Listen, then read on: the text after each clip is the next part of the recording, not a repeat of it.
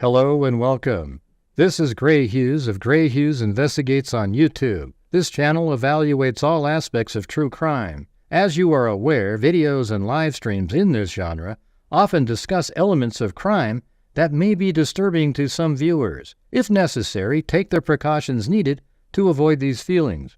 Factual information related to cases is the key to fostering rational true crime discussions. Fortunately, you will find that here. Please hit the like button only once, share the video, and subscribe if you like my content. Thank you very much for watching.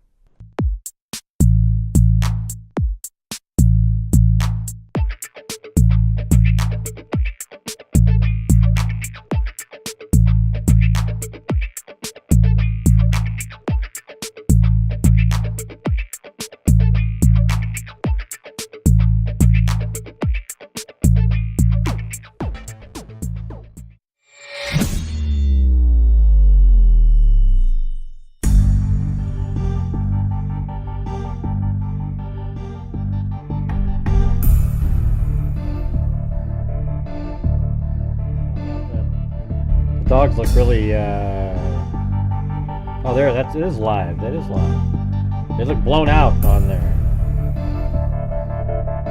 Not sure what's going on.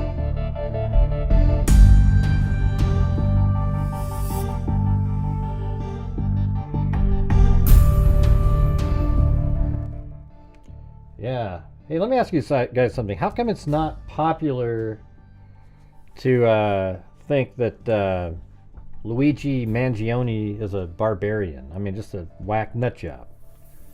Why do we? There's actually, I mean, I've been watching the news, like different channels out there, and these people are acting like he's just so great. You got, if you think he's an awesome person, you are a disturbed individual yourself. Okay.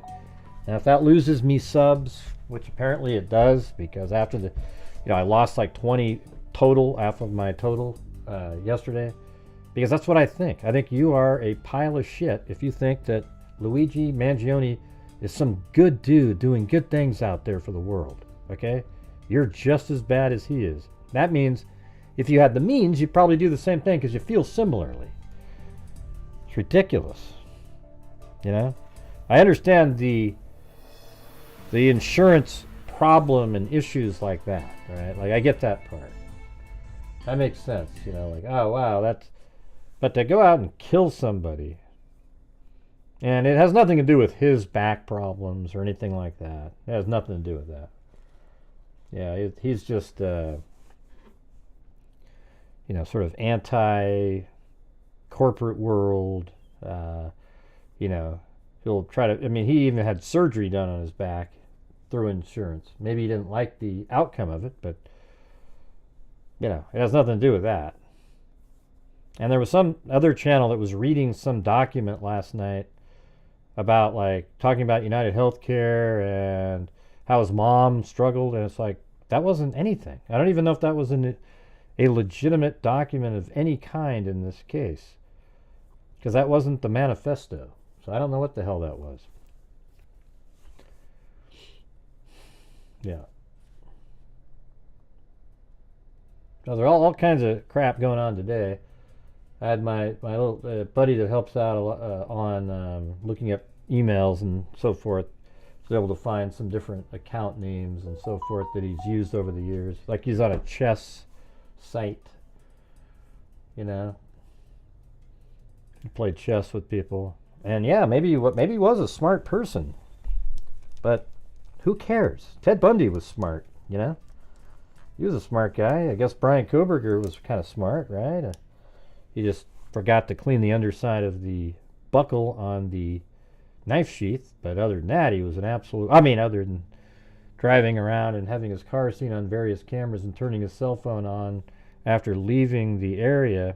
Oh, and surveilling the house on multiple other times, but forgetting to turn off his phone on those trips. Oh, and these guys think they're geniuses, right? But they're not.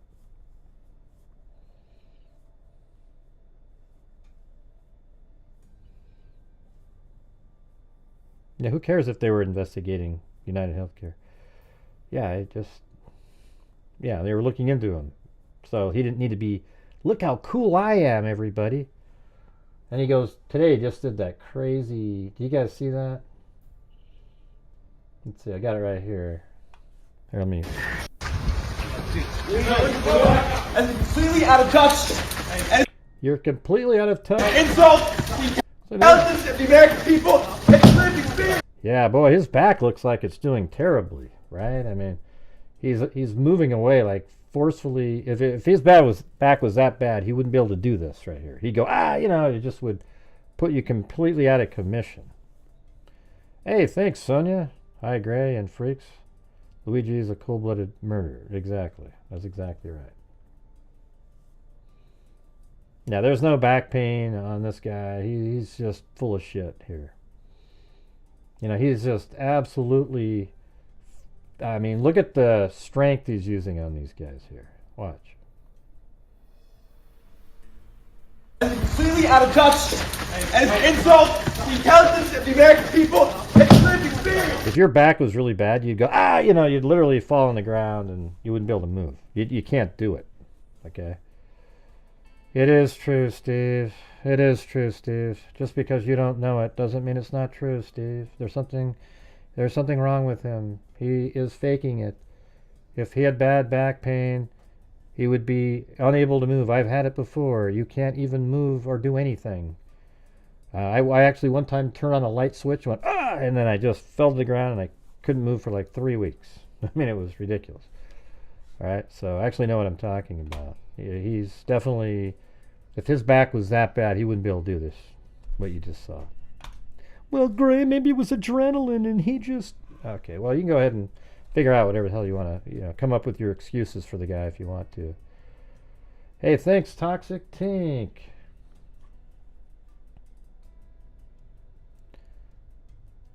Yeah. I mean, boy, I don't know about you, but every time I have back pain, I feel like driving over to the insurance companies who provide insurance and take them out. I mean, what a joke, right? He just wanted to be cool. Like, look at me, everybody. You know, I'm like Dexter. He took out bad people too. You know, this guy wasn't, look, he's the CEO, right? He's not somebody denying claims, sitting around in an office, going, ha ha ha, bang, oh ha, yeah. You know, of course, he's not a great dude, it sounds like, because he had insider trading and maybe he was greedy, etc., etc., etc. It just is what it is. That's being railroaded. I would react like if I was being railroaded. I don't even know what that means, Steve. Nobody even knows what that means, man. I've had C4, C5 lower back pain. Well, that's not where it is. It'd be L4 or L5. You know, you don't even know what you're typing in. The C is your cervical spine up by your neck. Wow. If I was being railroaded, I would react like Louis. How was he being railroaded? What the hell are you talking about? You don't think he committed the crime? Is that what you're saying? What a joke. He did it, you guys. This is so obvious. My God. There goes Gray again. He's claiming somebody's guilty before the trial or anything. Because he did it. It is him, Steve. I'm sorry for your ignorance. Hey, look at Plato. Hey, how's it going, Plato? I haven't seen you in a while. Thank you. Right, it is, Paige Willow. It's exactly the same as it's the same thing as the Richard Allen nut jobs and the Brian Koberger nut jobs. Every one of these people, they go around and they have nothing better to do, I guess, with their lives. So what they do is they try to figure out how they can pretend that a killer isn't the killer. Yeah, and that's not what he's even saying in here. Let's see.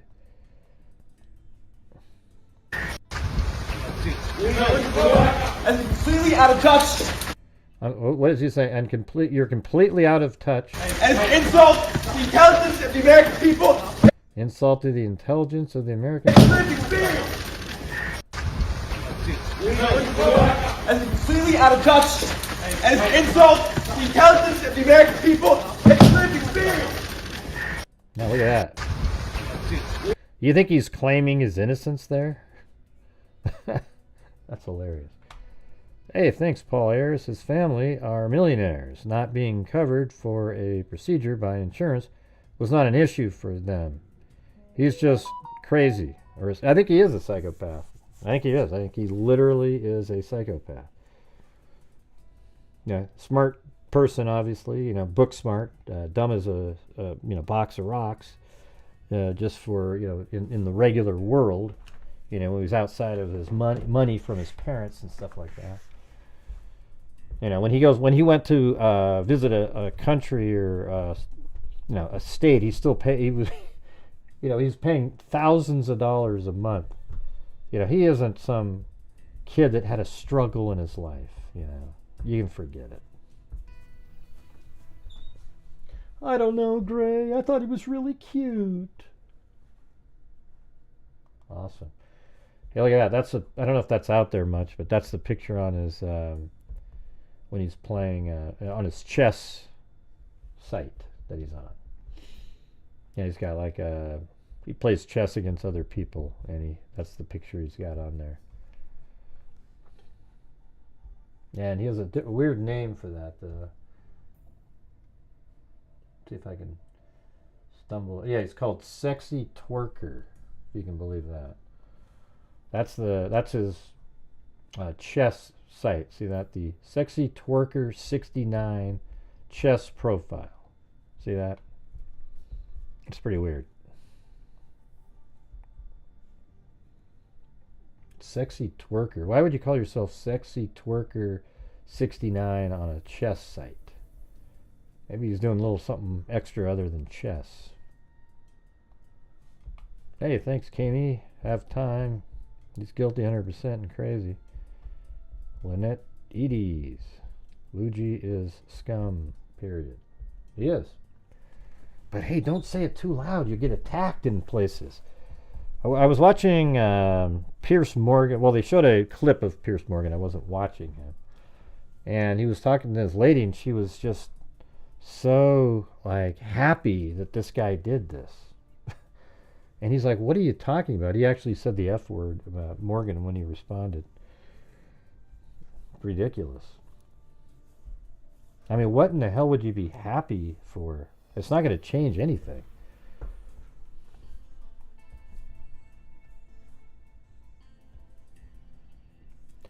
News said his parents reported him missing in November. Yeah. Right. We haven't got to that point yet. All right, so here's the nerdy addict on Twitter has the text version of the manifesto. I think this is accurate. It sort of matches what the police were saying. It's, it looks like somebody, I don't know if it's longer than this and there's pages missing, but this is the page that he had. It says, to the feds, I'll keep this short because I do respect what you do for our country. To save you a lengthy investigation, I state plainly that I wasn't working with anyone. This was fairly trivial, some elementary social engineering, basic CAD, a lot of patience. The spiral notebook, if present, has some straggling notes and due to lists that illuminate the gist of it. And due to lists, I'm not sure what that means. My tech is pretty light. This was translated off of a written document. Hey, thanks, Ali Cake and Jeannie Gaiagoy. And thank you, guys. And if you're out there, you want to help support the channel, allows us to keep doing what we're doing all the time, I'd appreciate it. Just keeps us on the track. Allows me to, basically, you guys are what support the channel continuing on a daily basis. And then I take part of that money and the ad revenue and try to donate, as much as I can at the end of the month. Things have slowed down a little bit on here, so Last month we gave $5,500 away because it was busier. That was a pretty good month for me, on given the Delphi case was going on, and we were covering that the whole time. But now we're back into kind of slowing down times. But I would appreciate it. Thank you. And thanks, Allie Cake and Jeannie Gaiagoy.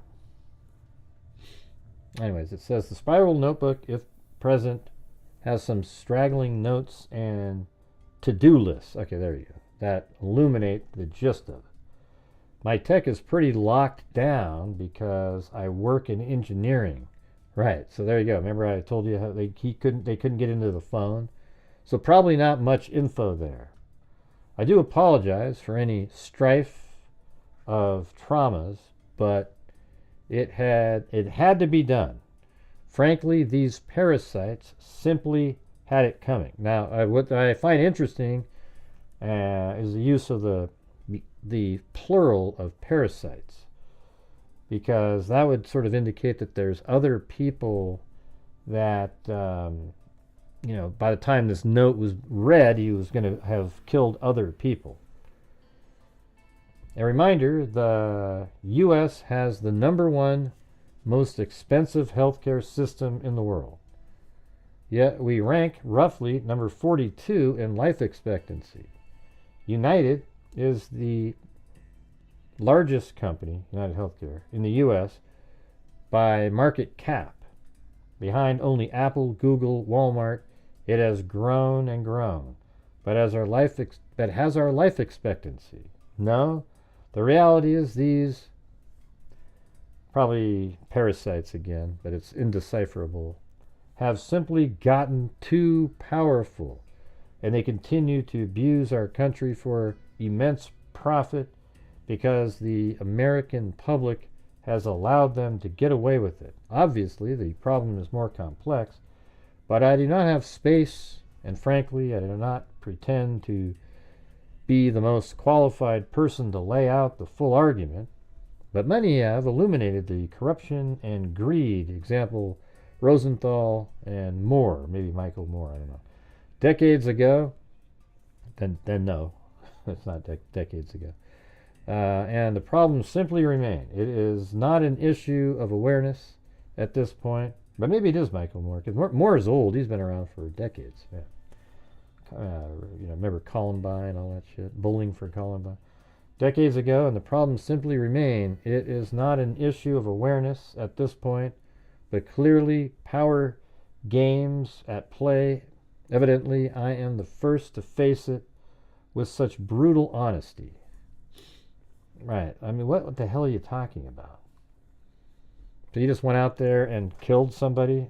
No, you faced it like a psychopath. An absolute nutjob.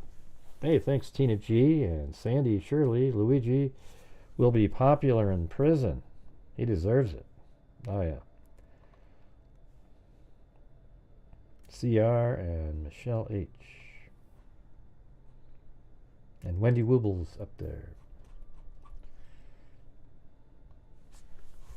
Luigi should invent a new money worshipping cult. Yeah.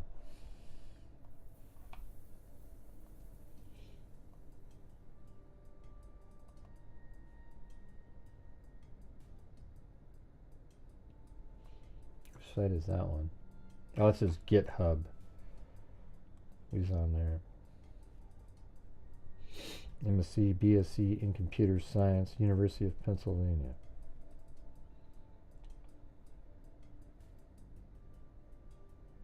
A guide imitating human motion in real time using Arduino, Xbox Connect, and the Machinoid robot. Whatever the hell that is.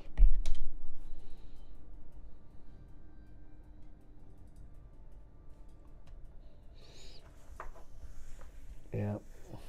It kind of looks like Mario, right?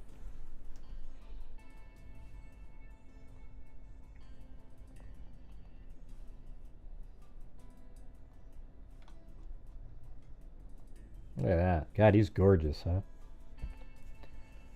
And look at that cop's got him Really grabbed in the neck right there.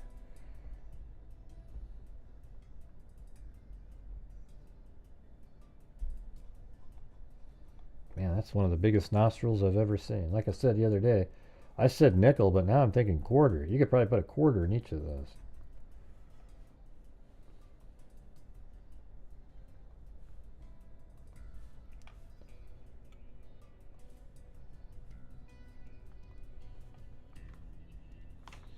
And don't forget my buy me a coffee up in the corner there.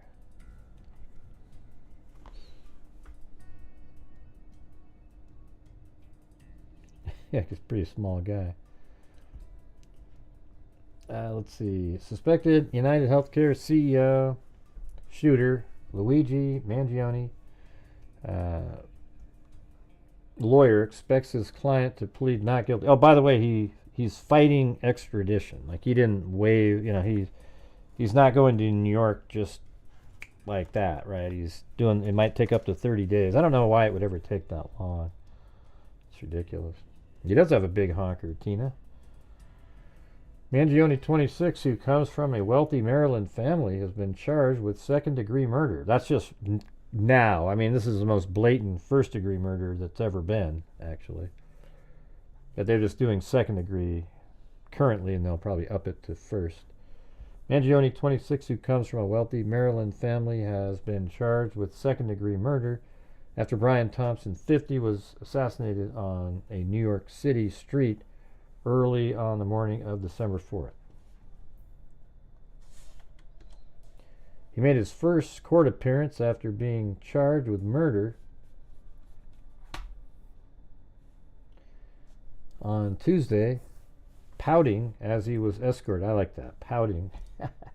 As he was escorted out of the hearing after suffering a ferocious public meltdown hours earlier. Oh, I see. So that was when he exited. I didn't see when he exited. Is he on there?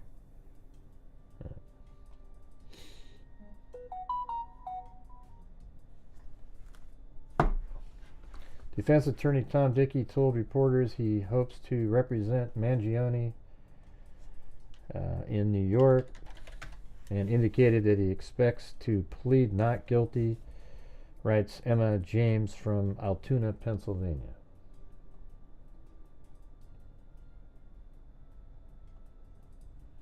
Let's see. Well, he's been confirmed that...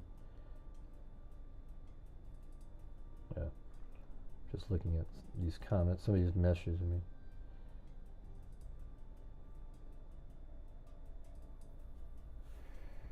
Hey, thanks, Rocks and Jaws.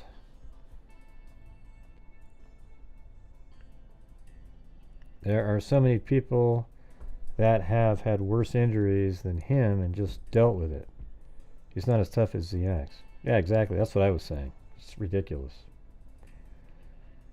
Charlotte Spook says, a little silly. He claims he's not the man to lay out the argument when he killed a man over... I know, exactly, isn't it? Isn't that stupid?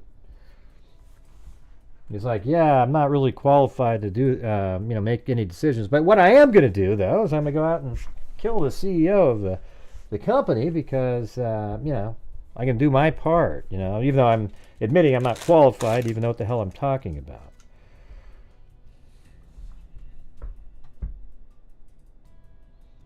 Yeah, there's nothing planted by the police, you guys.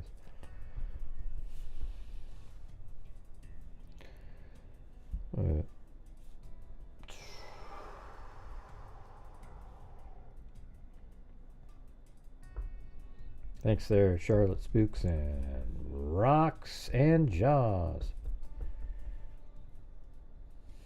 Thomas Dickey, Mangione's lawyer, said on Tuesday night that the client will also plead not guilty to the gun possession charges he is facing in Pennsylvania.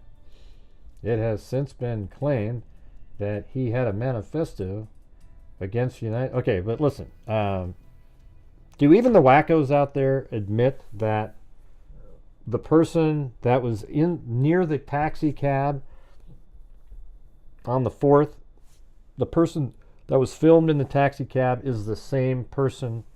I mean, it's just so obvious. right? The eyebrows and everything. And watch, they're going to get his DNA and lock it all in. It has since been claimed that he had a manifesto against United Healthcare after suffering a debilitating back injury which required painful spinal surgery. Okay, so what? Yeah, I mean, surgery is painful. I had surgery on my knuckle and it still hurts. I mean, this is like a month ago, you know. Yeah, I mean, he lied about his name too. When they first got to him, he lied about his name. And then he goes, "Oh, I guess I shouldn't have done that. I guess I shouldn't have done that, you know." I think he's mentally ill, actually. He's something's not quite clicking on all cylinders there. Defense attorney Tom Dickey told reporters he hopes to represent Mangione in New York too, and indicated that he expects to plead not guilty, writes Emma James. Dickey said, I haven't seen any evidence that says he's the shooter. Right, because they haven't given it to you yet. You haven't been to New York yet, you idiot. The fundamental concept of American justice is a presumption of innocence. And until proven guilty. Right. Yeah, everybody knows that. But the guy that you're going to defend is the killer. Okay, just letting you know in advance so you can kind of cut to the chase when you're there. Well, it's not hard to do, Daniel, to lie through his nose. Luigi has lied through his nose. And that ain't hard to do. Boom! You like that one? Alright.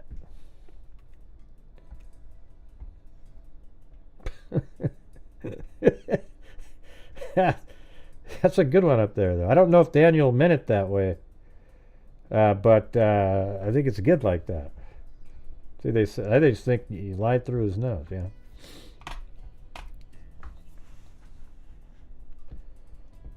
Hello, chickmate.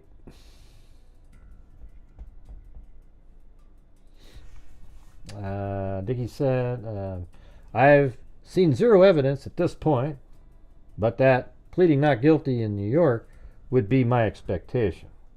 That certainly would be my advice. Of course it would. No.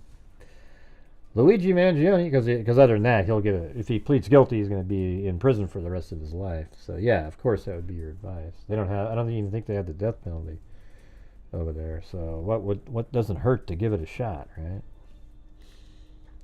Defense attorney Tom Dickey told okay. You know what I told you guys when they said that when they found him in McDonald's and he had fake ID? The thing that I told you was if he has fake ID that matches the ID that he used at the what the hell at the what are those places called again? Hostel. Yeah, if it matches that ID, he's toast. And that's exactly what it was, man. It absolutely matched. It was the same ID. I know it, you guys. I said hostel. I mean, can you give me like 2 seconds? Jesus. But you asked when it was, Gray. I heard he is in so much pain he can't ever have sex. Right, did he look like that to you? Mm-hmm. If the fake ID matches, done. Yeah, well, it did. It did, John.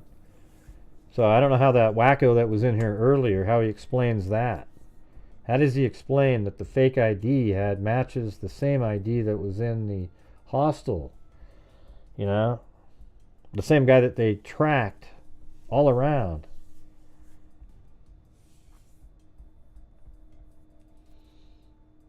Yeah.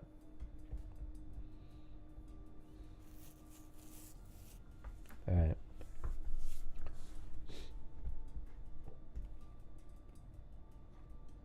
I'm telling. Okay, let's see. Defense attorney Tom Dickey told reporter he anticipates.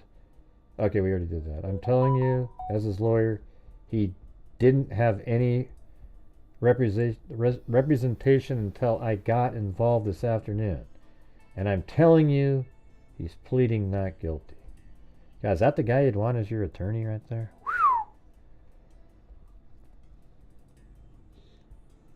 The man charged with murder of the United Healthcare CEO was arrested with what officials described as a 3D printed ghost gun. Luigi Mangione, 26, was taken into custody at a McDonald's in Pennsylvania Monday, following a 6-day manhunt for the shooter, Brian Thompson.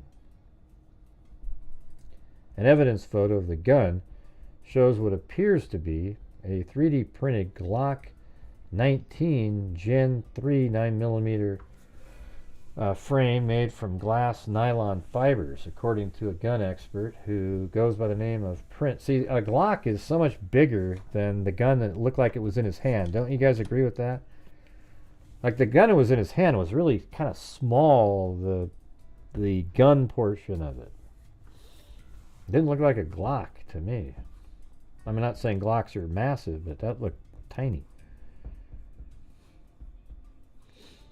But while people can print ready-made guns using expensive 3D printing machines, officials have suggested that Mangione's weapon was likely assembled at home from individual parts that are bought online. Though these so-called ghost guns can be obtained without background checks and do not have serial numbers, making them an ideal weapon for criminals. I like that. Morbid tourist. I don't know. I mean, I think people go and look at crime scenes, but the people that are bugging me right now are the ones that talk about him like he's a hero. Like right now, I'm arguing with somebody on Twitter regarding they think that Dylan Mortensen and Bethany Funk are the killers in the Idaho 4 case, and that Brian Koberger is completely innocent. It's so ridiculous. I don't even know how to have a conversation. But hey, guys, we've slowed down. We're still only at 33%, not even 33%, 32%. So if you guys have the ability to help support the channel tonight, that would be greatly appreciated. Thank you.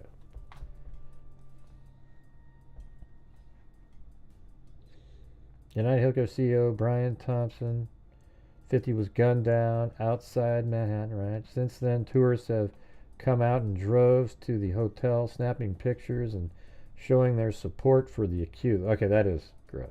For the accused gunman. Hey, thank you so much. Herbert Landscaping in upstate New York for all your landscaping needs. Luigi Mangione. We planned this trip about a month ago, and then the assassination of the CEO happened a couple days before we came, so it was like, we have to visit here. Emily Singleton, 34, of Florida, told the New York Post. Also, he did a good thing anyway, no matter what people will say. He did a good thing anyway, no matter what people say. He murdered somebody in good reason. What good reason? There was no good reason. That's so stupid. Now you're putting a label on any CEO out there that you deem greedy. There's a good reason. He didn't have a good reason.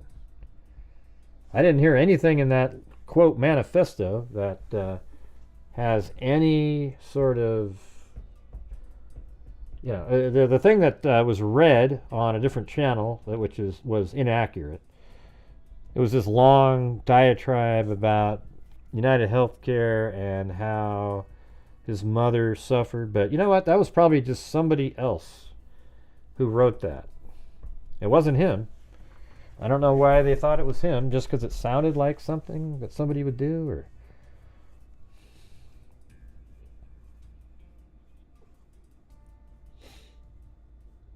NYPD chief said Luigi Mangione may have suffered back injury last year. Yeah, well, he stayed in Hawaii for a while. I guess there's a place that you could go where you had to pay $2,000 a month, and it was sort of like this place where you could have an office and do work, and then also surf and stuff. And he had a bad back, and his vertebrae apparently were sort of like weren't even connected. Like it was really weird. And he went surfing and he hurt his back worse, but he was already waiting to have surgery before that.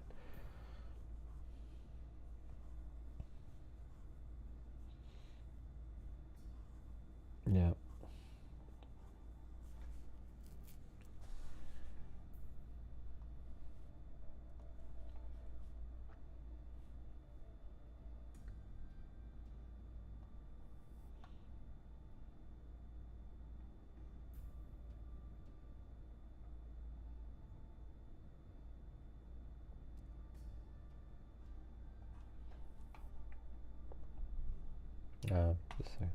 Hey, thanks, Jenny and the Summer Day.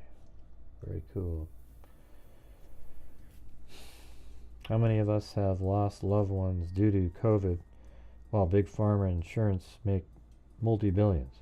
I don't know. But the vaccine, I don't know. The whole COVID thing was manufactured in a lab in Wuhan, China. They were doing gain of function research there, and it got out on an individual, one of the like techs that worked in the lab, and it made it out into society. And what they do in gain of function is they take a virus and they make it more deadly, and then try to come up with like countermeasures, with vaccines, etc. And that's what they do. So the COVID virus got out, and it spread all around the world. That was so crazy how that worked. Man, it was wild. Yeah, but I don't think that has anything to do with, then these huge companies who had developed some, newer technology, I think it was mRNA, they came up with the vaccines.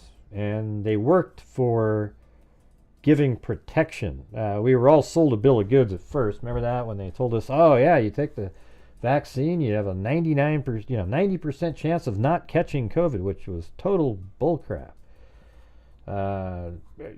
Everybody caught COVID as easy as anybody else. However, the vaccine gave you protection. Let your body fight it better than if it was just cold. You just like cold got COVID with no antibodies in your system. Some people were lucky who had an immune system. That's just how it is when there's viruses out there. Some people are able to, they don't even catch COVID and they fight it off in 2 seconds. I think a lot of people in third world countries actually have a much more robust immune system than we do. Like I think people that are, living in areas that aren't as clean, they're exposed to a lot more viruses, and by and then when something comes by, their body can just attack it. Where we over here, everything's like, oh, you got air filters, you got this and that and the other thing.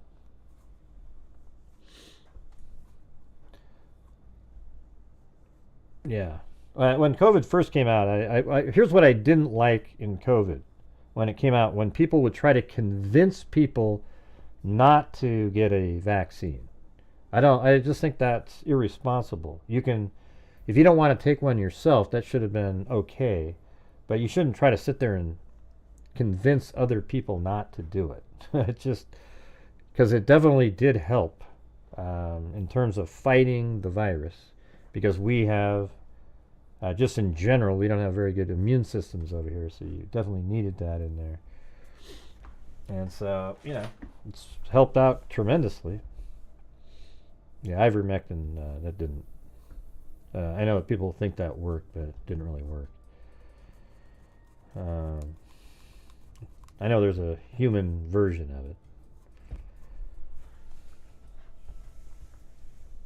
Yeah. Let's see, the American, that's why I'm looking forward to see what RFK might come up with, see if we can get some more healthy foods and so forth.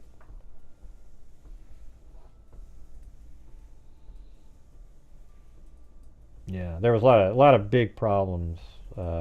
Florida handled everything correctly during the pandemic. You weren't forced to take the vaccines. You know, you didn't have to wear masks. They, you know, it just. I mean, I think we sort of prolonged it. It seemed like almost intentional the way it went down, didn't it? Just sort of like it was put out there just to. I think it was used to remove one president from office, and then it was sort of kept going for a while to sort of control people. Really weird. Because when it was all said and done, man, so much of the stuff they were saying, remember all that social distancing crap? That was so useless. All of it was. The masks. Yeah. I mean, if everybody had an N95 mask and they wore it all day, every single human, you know, then the virus could possibly go away in a certain amount of time, but that's just not, people can't do that. Hey, thank you, Bama Girl 14. We're almost at 40%. Yeah, DeSantis, he did exactly the way he should have done it. So anyways, it says, New York police chief, they said some of the writings that he had, he was discussing the difficulty of sustaining that injury. So we're looking into whether or not the insurance industry either denied a claim from him or didn't help him out to the fullest extent. Well, I mean, he had surgery, so obviously, and they always have after surgery, they have therapy, things like that. Who is Thomas Dickey? Meet the PA-based lawyer representing suspected CEO shooter Luigi Mangione. Attorney Thomas Dickey confirmed that he was hired privately rather than employed by the state to represent accused United. So that means his family jumped in there. Dickey runs his own law firm and is a lifetime resident of Blair County, Pennsylvania, according to. Oh yeah, I'm sure they're going to get a better lawyer when he goes to New York. After receiving his law degree from Ohio Northern University, Dickey joined the Blair County Public Defender's Office, then started his private practice in 1984. He has a successful legal defense career with acquittals in cases ranging from DUIs to first-degree murder and winning appeals from the Supreme Court of Pennsylvania. Well, maybe it's better than I thought. Hey, but, you know, don't forget to buy me a coffee up there in the upper left-hand corner, you guys. I don't know if it works if I just type in like that. Does that work? Not sure I spelled that right. I guess. Let's see. Does it show up on here? I don't know. I don't even know if my bots work. Oh, there it is, right there. See, there you go. It does work. Dickey runs his own law firm. Okay, it says he has a successful legal defense career. Yeah, Dickey is one of few death penalty qualified attorneys in the area and is described as being known around the state for his strong representation in the courtroom, providing vigorous defense against all levels of criminal charges and active representation in civil litigation. Luigi Mangione's uncle calls his arrest shock for all of us. They're not denying it. Families of accused United Healthcare CEO shooter Luigi Mangione said news of his arrest has stunned them. It's a shock for all of us, Mangione uncle Jeff O'Keefe told the New York Post. I can't say any more. The statement summed it up for all of us. We don't know anything more than what that's been reported in the media. They tried to get a hold of him for a long time. Like they had reported him missing, I think earlier in November. But they tried to get him. You know what I want to know is where in the hell he was for those 3 months or so when he disappeared. What was he doing? Where was he living? Who was he talking to? There's got to be somebody out there. I mean, it wasn't like he was a hermit for 3 months. And even if he was a hermit, he had to pay rent somewhere. Where was he?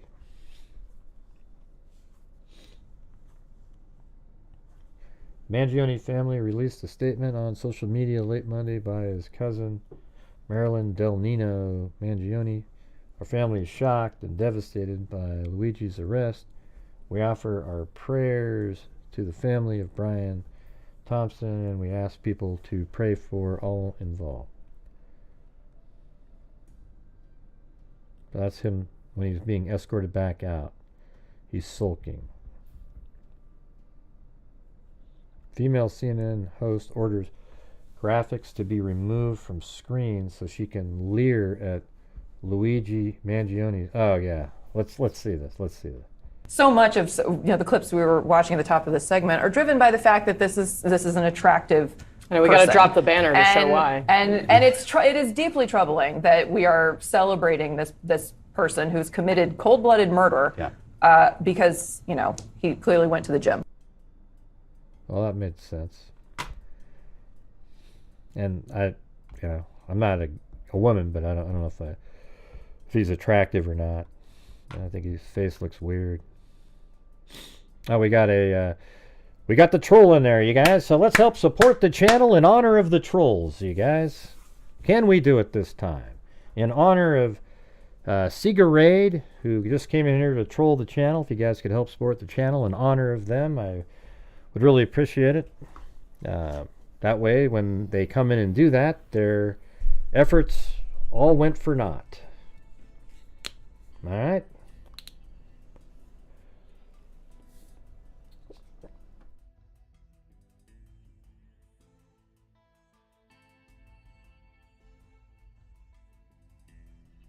Oh, jeez. Yeah.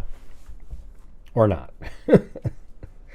Yeah, it always sucks when the trolls come in. If only we had known he was missing, he could have been another Hana Kobayashi. Sure. Let's see. Warped Gen Z influencers urge jurors to acquit him. There isn't any jurors yet. Gen Z influencers are urging potential jurors to acquit Luigi Mangione, even if they think he's guilty, after he was arrested and charged for the murder of insurance CEO Brian Thompson. Mangione, 26, was arrested yesterday morning at a McDonald's in Pennsylvania. He is in... Oh, and here comes some troll spray. All right. There's Bama Girl 41 and Allie Cake. Two people with troll spray. How did you guys know to both type that same thing in? All right, let's get some more troll spray going, you guys. Mangione, 26, was arrested yesterday morning. Yes, at McDonald's. And when he was arrested, it was because somebody sitting in McDonald's noticed him, told an employee, then the employee called police. Gen Z influencers, however, have urged other social media users to familiarize themselves with jury nullification should his case go to trial in an attempt to free the accused killer. Jury nullification is when a jury returns not guilty verdict even when they believe a person is guilty, and they base it on other factors. Hey, there's Tim Bray for the Troll Fund, and Dirt in My Eye said it's him. Yeah. Thanks, trolls. One user... That's so weird. I was looking at the name Niam, and then Naomi types, sent a super chat in. One user, NIMAH, posted a video to the people who are going to end up on the jury. Let's see what that says. God, give me a break. To the people who are going to end up on that jury for that guy who shot the CEO, they haven't caught him yet. Just remember that if all they have is circumstantial evidence and eyewitness reports, you don't have to make that man guilty. Research shows that eyewitness reports are the least reliable evidence in a courtroom. You can make people believe they saw something that they didn't, and you can make people think that they didn't see something that they did.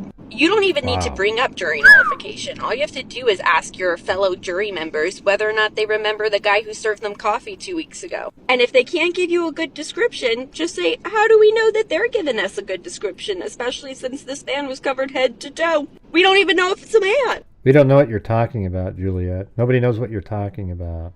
We'll just block you to spite you because you're dumb. All right? Nobody knows what the hell you're saying. Yikes. How would we know?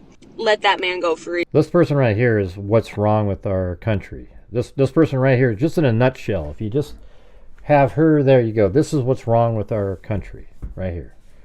You know, just narrow it down to that, you know, that level. Yeah, just sick.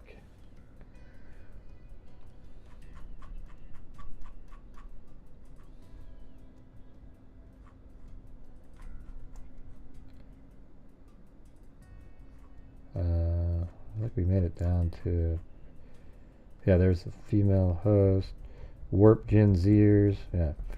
One user, to people who are going to end up on the jury, she said, you don't have to make that man guilty. Just remember that if all they have is circumstantial evidence, now they have him on video, actually. You know, his eye, you know, they have his eyes, and they have him checking in. They follow him to the crime scene. They have him at the crime scene. They have him get on a bike. They have him go through Central Park where he dumps the backpack. Yeah, he's going to be proven through DNA that he is the guy. Hey, look at that. Newscrasher sending troll potpourri. Where do these people come from, though, up here? Like, nobody was even talking to them. Look, I'll use your footage to promote you, but the blocking of others is lame. Just live and let live, man. Who's blocking? What are you talking about? I'm blocking you now, but other than that. And no, we block people who, like, promote just ludicrous ideology, usually, or somebody that's arguing or, you know, disparaging the channel. Yeah, there's no point. They disrupt the channel and the show on a nightly basis.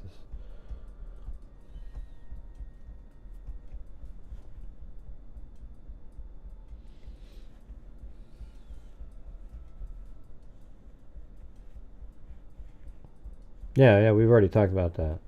Yeah, you know, I haven't really thought about it until more because of this. I mean, it did make me think of it. You know, like, wow, that is kind of weird. I mean, you don't really realize like, if you have an insurance company that's profiting, you know, billions and billions of dollars, but then denying claims, then you realize that a lot of those billions could have gone to helping people, right? So wouldn't it be better to have something absolutely similar to it, you know, like identical to health insurance, but it's a non-profit where at the end, you know, you're just paying for the employees, that kind of thing, but there's no like bottom line, we got to make this amount of money. And, you know, they try to approve just about every claim that there is almost, you know. I don't know. And then next year you do the same thing. Hopefully, if we're not as sick, there's extra money in there just to make sure that a year that there might be something bad, more insurance needed, that you can cover that. But I don't know. It's weird. Yeah, I've had United Health Care for like the last 4 or 5 years, and I've used them, and it seems like it worked for me.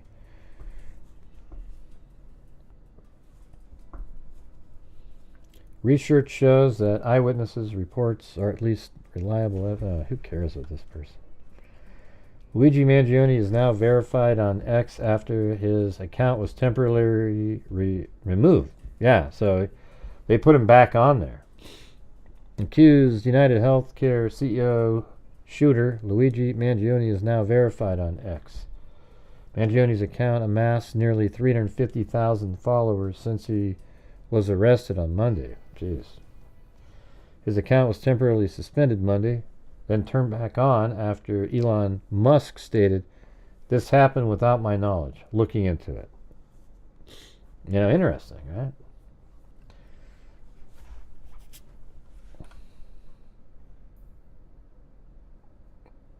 He pouts and stays silent as he leaves court.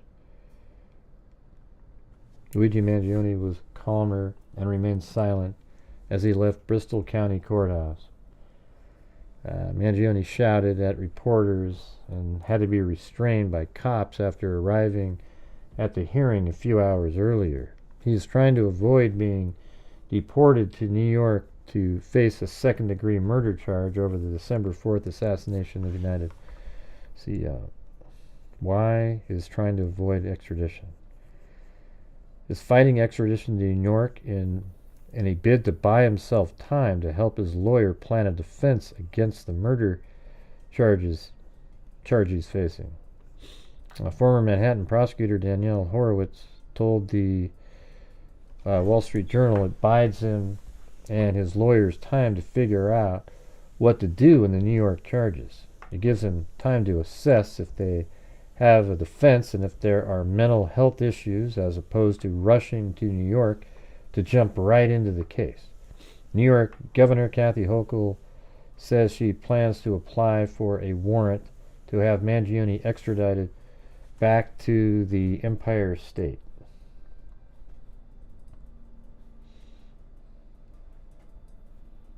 Hey, thanks to Tina G and Jeannie RN for the buy me a coffee. All right.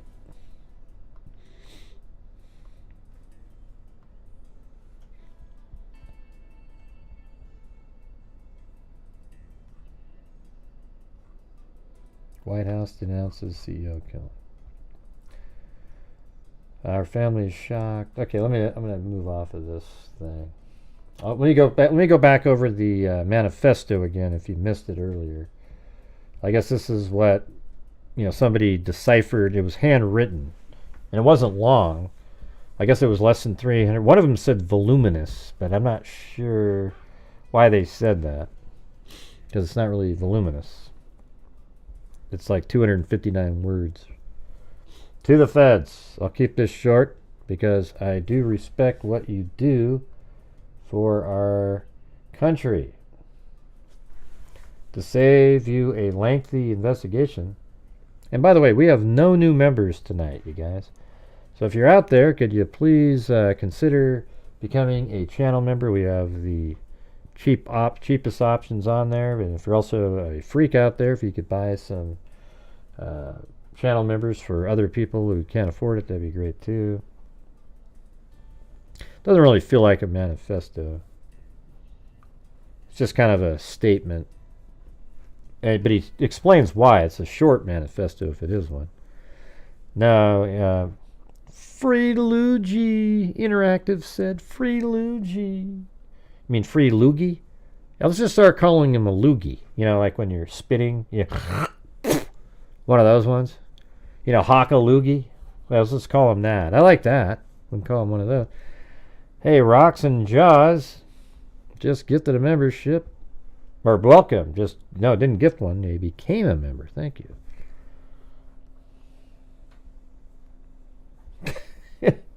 Yeah, that's right. Haka loogie.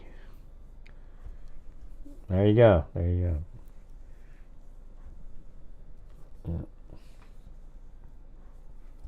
To the feds, I'll keep this short because I do respect what you do for our country. To save you a lengthy investigation, I state plainly that I wasn't working with anyone. This was fairly trivial, so simple for him. Some elementary social engineering, basic CAD stuff. A lot of patience, The spiral notebook, if you happen to find that, has some straggling notes and to-do lists that illuminate the gist of it all. My tech is pretty locked down because I work in engineering, so probably not much info there. I do apologize for any strife of traumas, but it had to be done, Frankly, these parasites, plural, simply had it coming. All right, so that makes you think that maybe he was going to go on to kill other people. Hey, thank you very much, Pete. NeverXVT, WF4L. And then Tina G just gifted 5 memberships. Wow, look at that. So we got welcome to Heather Bell, Surrey P, Benimble, Lily Coe or something, and then Shaggy is in Scooby-Doo. Right, Reggie. Let's see. They simply had it coming. A reminder, the U.S. has the #1 most expensive healthcare system in the entire world, yet we rank roughly 42nd in life expectancy. United is the, is the probably world's largest company, or not world's. United is the, maybe it has a number. The #1 largest company in the U.S. by market cap. Or maybe it's like second, a number. It's, wait, let's see. Okay, it's the Apple, Google, Walmart. Okay, it's fourth. That's what the word is. United is the 4th largest company in the U.S. by market cap, behind only Apple, Google, Walmart. It has grown and grown, but our life expectancy, let's see, but as our life, but has, I think it meant to say has, but has our life expectancy? No, the reality is these parasites have simply gotten too powerful. I'm just guessing it meant parasites because he called them that before. And they continue to abuse our country for immense profit because the American public has allowed them to get away with it. Obviously, the problem is more complex, but I do not have space, and frankly, I do not pretend to be the most qualified person to lay out the full argument.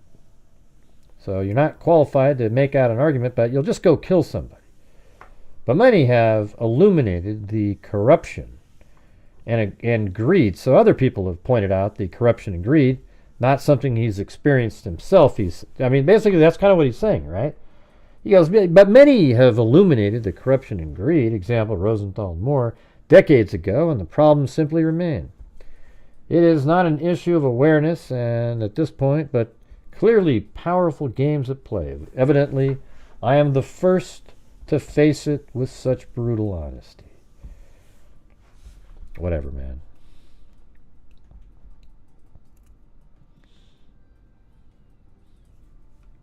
Yeah, the coffee one's a new one. That's for that little... You can scan it in up there in the upper left-hand corner, too.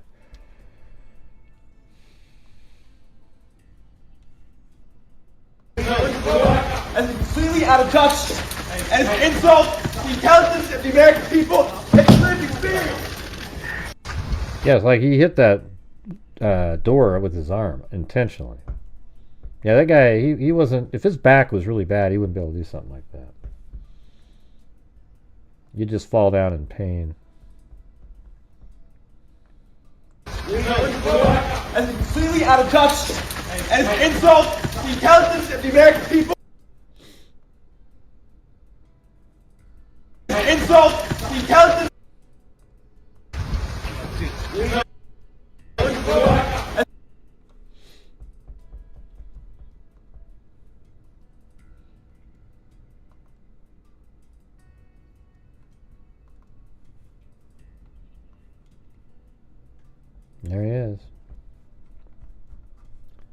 That's him.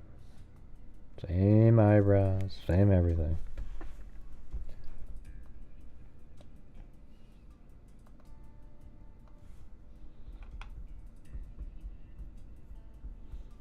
Yeah, this guy's a nut. Yeah, he is a nut job.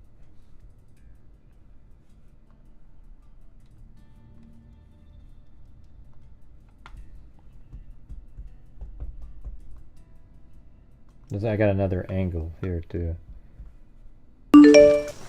Down. Oh my God! That's completely out of touch, and it's an insult to the intelligence of the American people and the lived experience. Yeah, somebody on Fox News made a good point. Like, what was he acting like before that? Was he just totally calm? Or is this all just done for the camera? Yeah.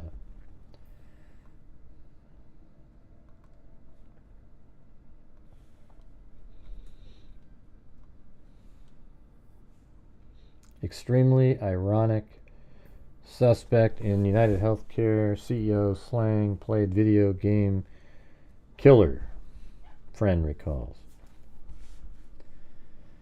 All right, guys, we're not even at 50% in there, so if you guys have the ability to help support the channel, that'd be great. That's what keeps us going here. Luigi Mangione, who was arrested and charged with murder in the shooting death of United Healthcare CEO Brian Thompson, once belonged to a group of Ivy League gamers who played assassins. A member of the group told NBC News. In the game, it was called Among Us, some players are secretly assigned to be killers in space who perform other tasks while traveling to avoid suspicion from other players. Alejandro Romero, who attended the University of Pennsylvania with Mangione and was a member of the same Discord group, said he was shocked when news broke on social media that Mangione had been taken into police custody. I just found it extremely ironic that, we were in this game and there could actually be a true killer among us. As soon as his photo and name popped up on X, my friend texted me asking if I knew him, and then either I was calling some 10 friends or they were calling me, Romero added. I didn't speak to anybody today who wasn't already aware of what happened. The intent of the game, one member is a killer and attempts to off the other crewmates. The death animations are silly, but, it's for assassination. I don't know if that's really a good... Games like, everybody's played games on their computer.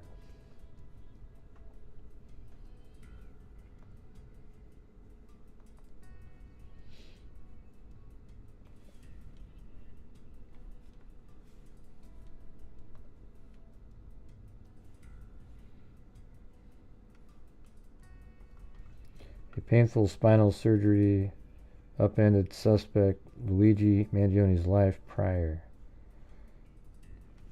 Let's see. Luigi Mangione, the 26-year-old, arrested in connection with the assassination of United Healthcare, suffered with prolonged chronic back pain. The condition coincided with a period in which he stopped contacting some family and friends. Hey, are you okay? Nobody has heard from you in months, and apparently your family is looking for you. The post on X was reportedly sent to murder suspect Luigi Mangione on October 30th by a friend whose account has since been made private. A little more than a month later, Mangione calmly walked... Yeah, we already know all that part. By the time of the message on X, Mangione had been gone several months without contacting some members of friends and family who had become unsure of his whereabouts. The mysterious period coincided with the aftermath of a different back surgery that reportedly left Mangione in constant discomfort, multiple reports have said. Yeah, I mean, you have discomfort when you have back surgery, you guys. I mean, that's just the way it is. And over time, if you go to therapy, he doesn't seem like somebody that would have gone to therapy too much. It's not clear whether the surgery, Mangione period of silence, and the killing of Thompson are linked. An impression of Mangione, a 26-year-old University of Pennsylvania graduate who earned a combined MA and BA in 2020, can be pieced together from his online presence across both his LinkedIn profile and his X account. I think it's just so weird how he's gone for so long, and then even goes to New York, he's there for 10 days. He doesn't need to be there all those extra days. R.J. Martin met Mangione in 2020 when the young man was interviewing for a shared accommodation and remote workers in Honolulu. Yeah, that's this guy right here.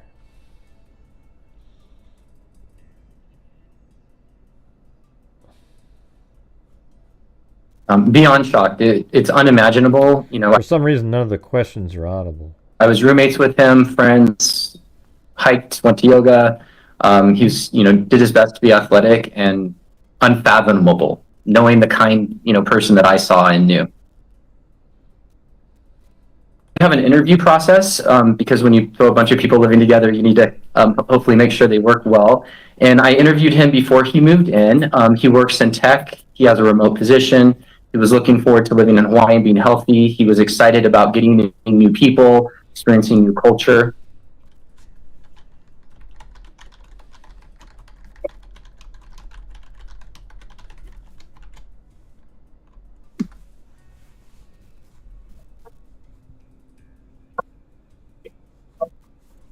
Kind of hear it in the background. Have remote jobs, and Hawaii is one of those places that many people would love to live. So we provide kind of an all-inclusive living experience, so it makes it easy for them to move to the islands. Yeah, it must be a shitty reporter because there's so much time that they're talking.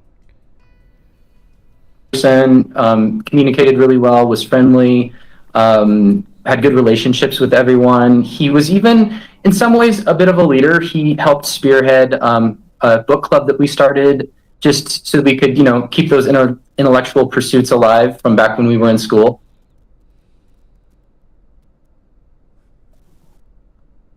When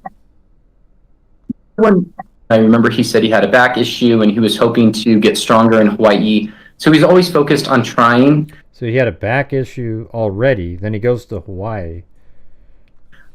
When he first came, he went on a surf lesson with other members, and unfortunately, just a basic surf lesson, he was in bed for about a week. Yeah, it's because he already had the issue. We had to get a different bed for him that was more firm, and I know it was really traumatic and difficult. When you're in your early 20s and you can't, do some basic things, it can be really, really difficult. But he bounced back from it.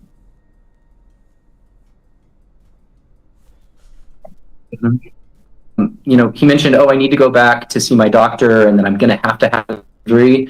I encouraged him and brought him to yoga classes. He would do calisthenics on his own. I know he was really focused on being strong and healthy, but it also weighed on him that he knew that there was an impending surgery.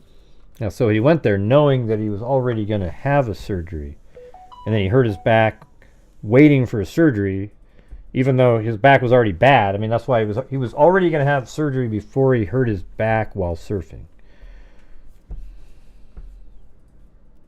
He just hurt it, re-injured it or whatever the hell it was. I heard about it when a reporter called me. So I'm not familiar with what his writings were, but I know we talked about social issues, and we talked about how to improve the world, and we talked about, issues that are, say with capitalism or with the healthcare system or with housing or the food systems. It wasn't, anything specific. It wasn't like he had an axe to grind or he was even upset or angry about a particular issue. They were just natural intellectual conversations that you have when you're inquisitive. This year, I checked in with him. He confirmed that he had surgery, and he sent me the x-rays. It looked heinous with just giant screws going into his spine. After that, he called me once. I didn't pick up. We kind of texted a little bit, but we, unfortunately, I feel terrible now. I wish you know, I would have made more of an effort to communicate with him.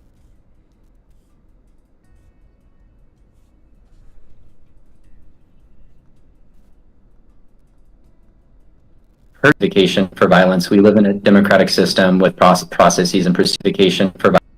Personally, I can make zero sense of it. You know, there's never justification for violence. We live in a democratic system with processes and procedures to address, you know, our issues, and I can make no sense of it. Bounce from one doctor to the next. That was it. All right, guys, gonna try to make another pitch in here. We're currently not even at 50% of a normal nightly goal. So if you're out there and you have the ability to help support the channel, that would be awesome. On a nightly basis, I try to bring in the funds to allow the channel to keep going, and then at the end of the month, out of all the revenue, I give away quite a bit of money to various charities and so forth, and allows us to do all of that. We've already given $250,000 since January of 2020. And your guys' generosity is the only way to make that happen. So I can't just I wish I could snap my fingers and have money sort of invented and just sort of pop into my account, but I can't do that. It's up to you guys. All right? Yeah, what's the other one? There's this other guy that was speaking. Luigi Mangione. It's only coming out of the left side. How do you know him? What school did you guys go to? How long did you know him for? So I knew him. I came into the school in 8th grade. I knew him 8th grade throughout high school. But I obviously knew him. We were a small class, small school, only about 400 kids in the high school, maybe like 85 to 100 in my class. So everybody knew everyone, really. So what were your interactions like? How well did you know him? How many times would you speak to him? What do you remember? That lady sounds exactly like the person who interviewed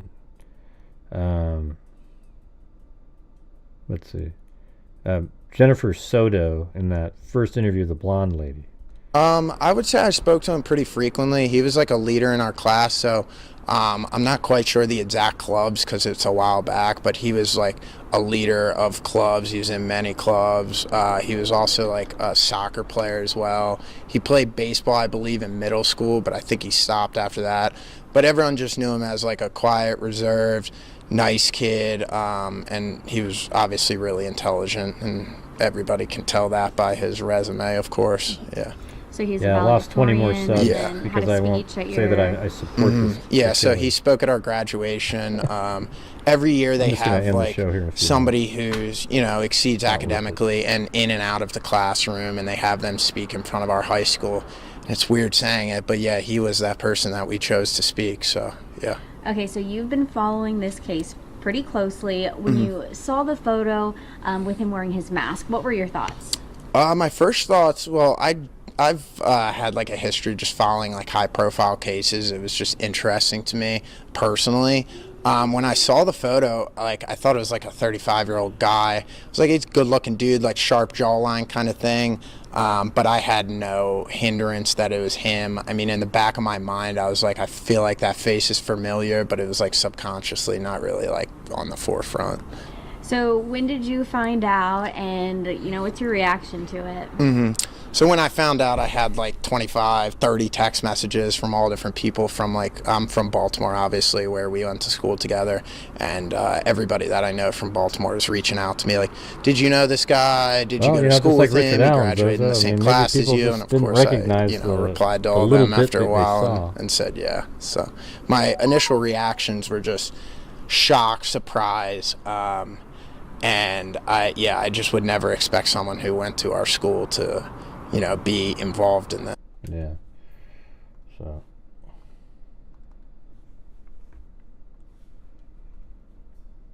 Who is Luigi Mangione, person of interest? Authorities arrested a person. What day is this one? This one's from today. He's not a person of interest. He's the killer. Mangione, 26, was spotted at McDonald's in Altoona, Pennsylvania, New York City.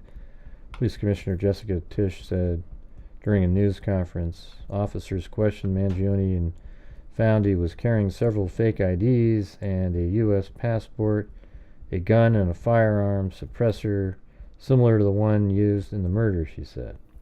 Mangione was sitting and eating in the McDonald's on Monday morning when he was identified by an employee, said Joseph Kenny, chief of detectives with the New York Police Department.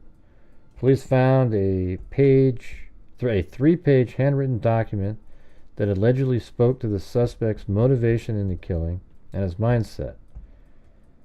The document criticized healthcare companies for putting profits above care.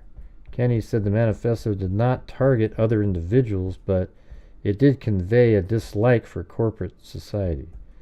It does seem he has some ill will towards corporate America. That fits what we read. An NYPD report said Mangione may inspire other acts of violence. Based on observed initial online reaction to the shooting, including celebrations of the killing of a health insurance executive, there's a risk that a wide range of extremists may view Mangione as a martyr and an example to follow. The recovered firearm was a 9mm ghost gun, which may have been made with a 3D printer, Kenny said. On Monday night, New York prosecutors filed a murder and other charges against Mangione in Pennsylvania. The charges included possession of an unlicensed firearm. Mangione's last known address was Honolulu, Hawaii. Mangione was a high school valedictorian at the all-boys Gilman School in Baltimore. I mean, this guy, high school tuition, it was $37,000 a year. Or maybe that was for all 4 years, but that's still a ton of money to go to a high school, you know. I don't think anybody helped him. In a message emailed the Gilman family on Monday, head of school Henry Smith said, I mean, who knows if somebody helped him or not, I just don't think it.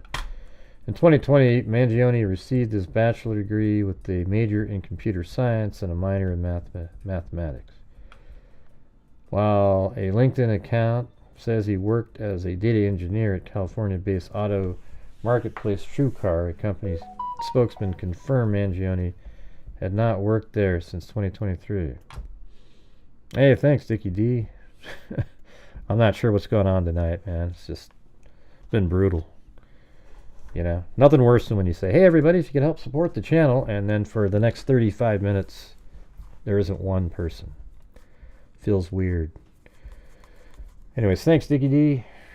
On the book review platform Goodreads, it showed someone named Luigi Mangione read several books on dealing with back pain.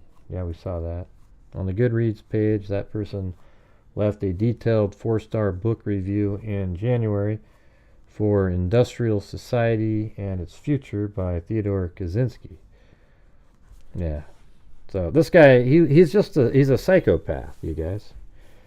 He's a, somebody that might have turned into be a serial killer that was sort of like, had Dexter sort of mentality where he could kill somebody, bad people, and other people wouldn't mind it so much because he was killing other bad people.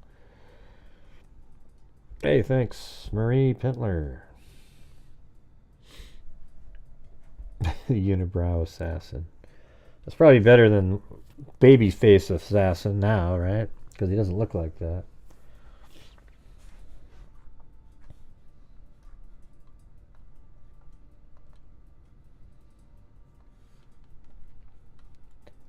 Let's see what the New York Times said.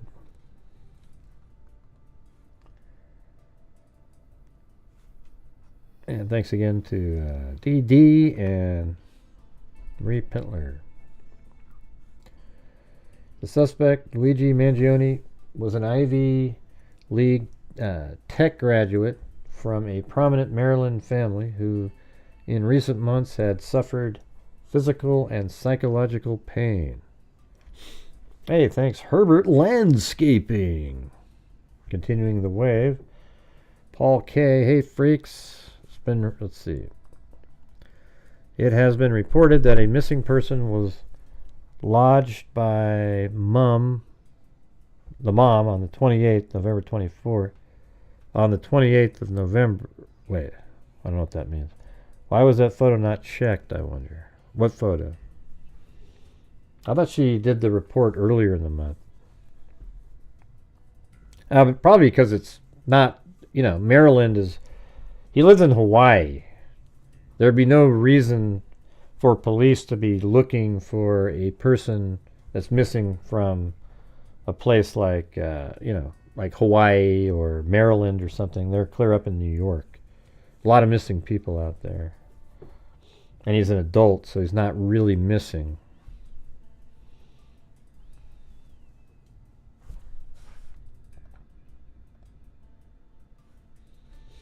The suspect, Luigi Mangione, was an Ivy League tech graduate from a prominent Maryland family who in recent months had suffered physical and psychological pain. Poor guy. Luigi Mangione, I mean, I don't like anybody having... I'm just talking like that because I think he's just a pile of crap of a person, all right? I think he's a disgusting human being. Just to walk up to somebody because, like... It just, look what he did. Just blew away somebody walking to go give a speech because he didn't like what his company does. I mean, it makes you nervous to, like, any company in the world. Like, what would you, you don't want a guy like him deeming your company not being, I don't know, man. I'm not sure how to I think it's sick. That guy's never had to work hard a day of his life, that kid. And by the way, those schools that you go to, those really rich ones, it's not because it looks good on a resume and people are willing to pay the money. It's no harder. Just like going to Stanford or Harvard or Yale, none of those. It's not harder than any other college that you go to. It's just that your work getting in there gives you the sort of the like resume stuffer after you're done, and you pay a ton of money to get that. And I mean, where is it going to stop too? Because one of my biggest things is the price of education in our country, right? I think it's disgusting. There's no way in hell education should cost anywhere near what parents are having to pay for their kids. It's a joke. Right, but you don't see people running around and taking out, the person who runs the president of each university. I mean, it sucks. I mean, it does suck there, but who the hell would do that? That's what that's like. It's ridiculous. I think education costs in our country are sick. I mean, when I was a kid. When I went to college, my first year was $4.95 a term. That's totally reasonable, even in, 1980 something. That was, now that'd be like 1,000 or something. It's way the hell more than that now. It's like, and there's no reason for it other than the athletics. It's almost like if you got rid of college sports, you could get back to having cheap education again. Get rid of college sports, make them clubs, something that you could, in each town, has nothing to do with the school at all. And maybe something like that would work.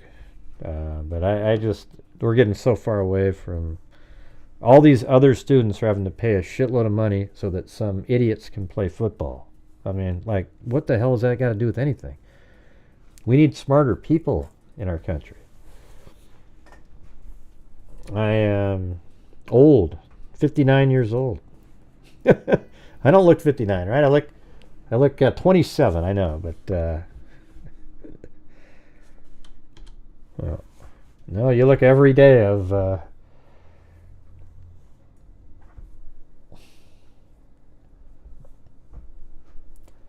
he was the valedictorian of a prestigious Baltimore prep school who earned bachelor and master's degree. With his credentials and connections, he could have ended up one day as an entrepreneur or the chief executive of one of the family's thriving businesses. Instead, investigators suspect he took a different path. Yeah, it's the new 29. There you go.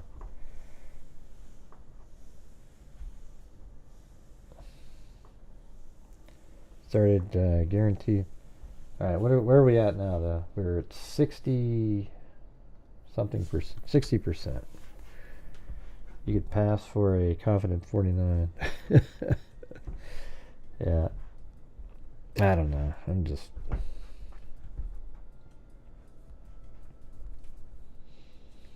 I'm sort of frustrated with how difficult it is on a nightly basis just to reach the goals, you guys. I'm just being honest. When there's 600 and something people watching, we used to do it with 250, just like 2 months ago or something. So, man, makes me nervous. When we get back down to the 200 to 300 people, it's going to be a freaking nightmare. Because when you don't cover the cases that are really popular, you don't get very many people watching. Yeah, even $1, yeah. Like if everybody did $1, boom, we're done.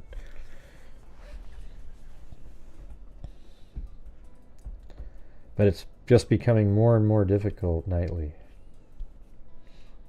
I'm not sure.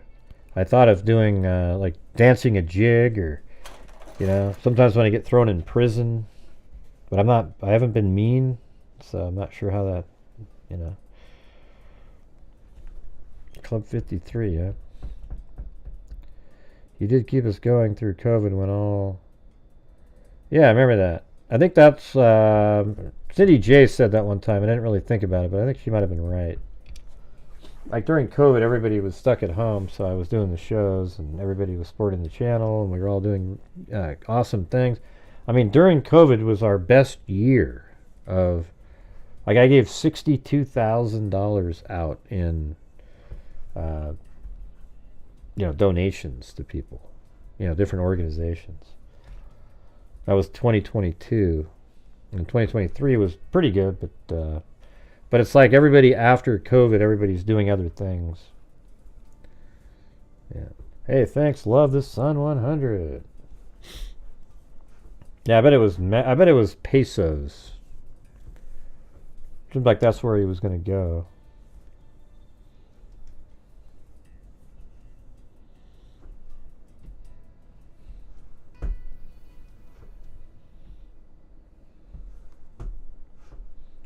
Good to see Plato back in here. Yeah, let's make the viruses great again. Yep. Yeah, hopefully everybody does what they can. I mean, I'm just trying to do the show to keep it, keep going, and maybe this is just one of those cases where a lot of people watch, but they're not willing to. It doesn't pump them up to support a channel or something. I don't know, because it's been like that almost every night of this. It was never a great night during this case. Isn't that weird? And even strangely, the even if you get a lot of views, the ad revenue on the live streams are so much less than any other case that you would cover with the same amount of views. Really weird. I have no idea what they're doing or why, or maybe people don't want to put ads on a topic like that, or don't know. Hey, thanks. Dirt in my eye. There you go.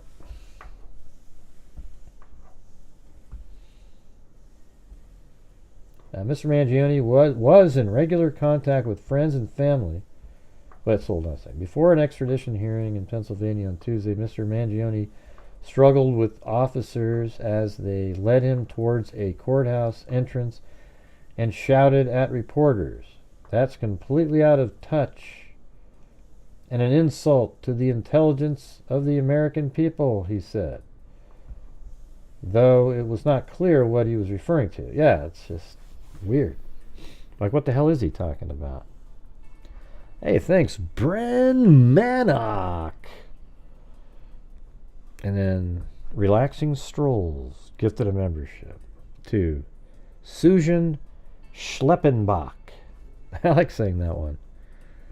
Susan Schleppenbach tonight on NBC. Mr. Mangione was in regular contact with friends and family until about 6 months ago when he suddenly and inexplicably 6 months. What in the hell was he doing in those 6 months? Isn't that one of the most interesting questions to have answered? I mean, somebody out there has to know where he was during that 6-month time frame. He had been suffering from a painful back injury, friends said, and then went dark, prompting anxious inquiries from relatives. You know, and those kind of moments do make you wonder if there's some other person involved, you know, and maybe he doesn't want that person, because I think it's sort of interesting that he puts that in here. You know, like, hey, you know, I did it alone. I state plainly that I wasn't working with anyone. Maybe he's trying to throw law enforcement off, because maybe he was working with somebody. Not on the scene, but like prior to him getting there.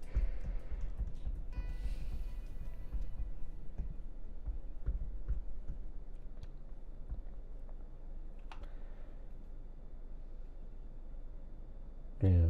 So those 6 months will most likely become a focus for investigators. There you go. That's what I think too. As they try to gather more evidence about Mr. Mangione's connection to the killing and what he was doing in the time that no one could find him. I think that's incredibly interesting.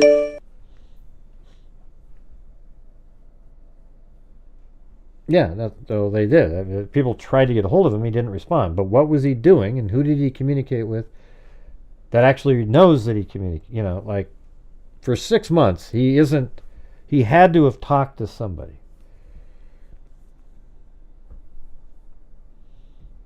In a 3-page manifesto that Mr. Mangione was carrying when he was arrested, he described the killing as a symbolic takedown, according to an internal police report obtained by the New York Times.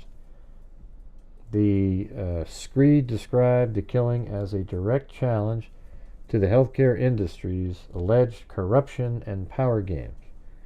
And police investigators said in their report that the suspect likely views himself as a hero of sorts who had decided to take action. That's exactly what I think. This is what I've thought almost the entire time, that that's what this guy was.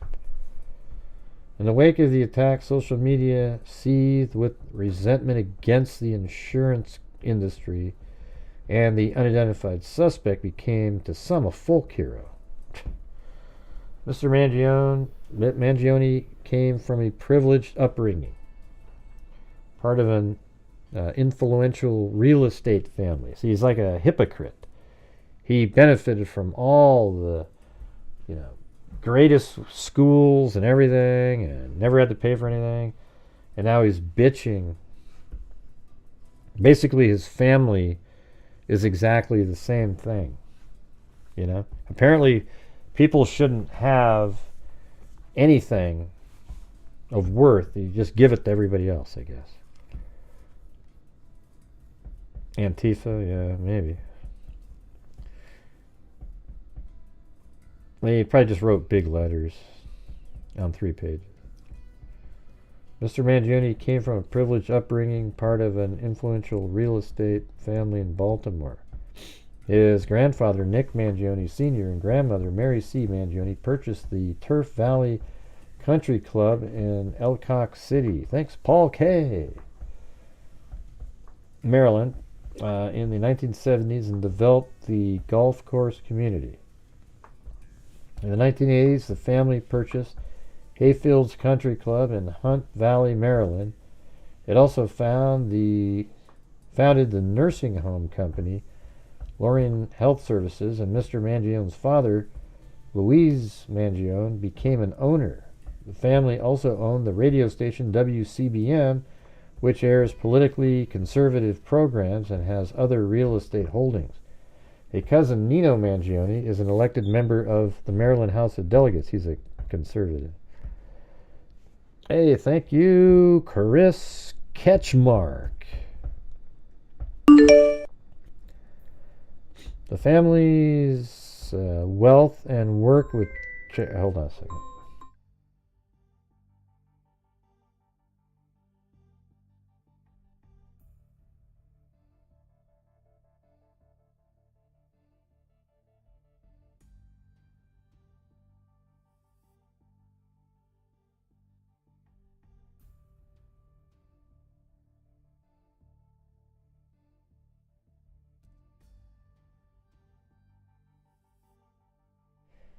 Yeah.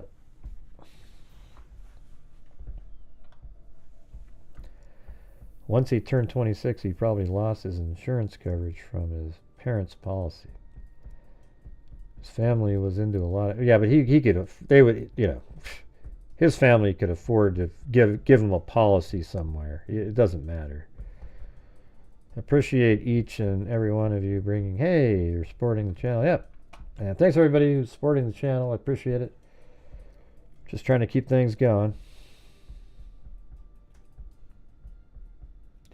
Aaron Cranston, who became friends with Mr. Mangione during their time at Gilman, said he recalled Mr. Mangione as being particularly smart, perhaps the smartest at the elite private school. Even before college, Mr. Mangione had already made a mobile app where users could fly a paper airplane through obstacles.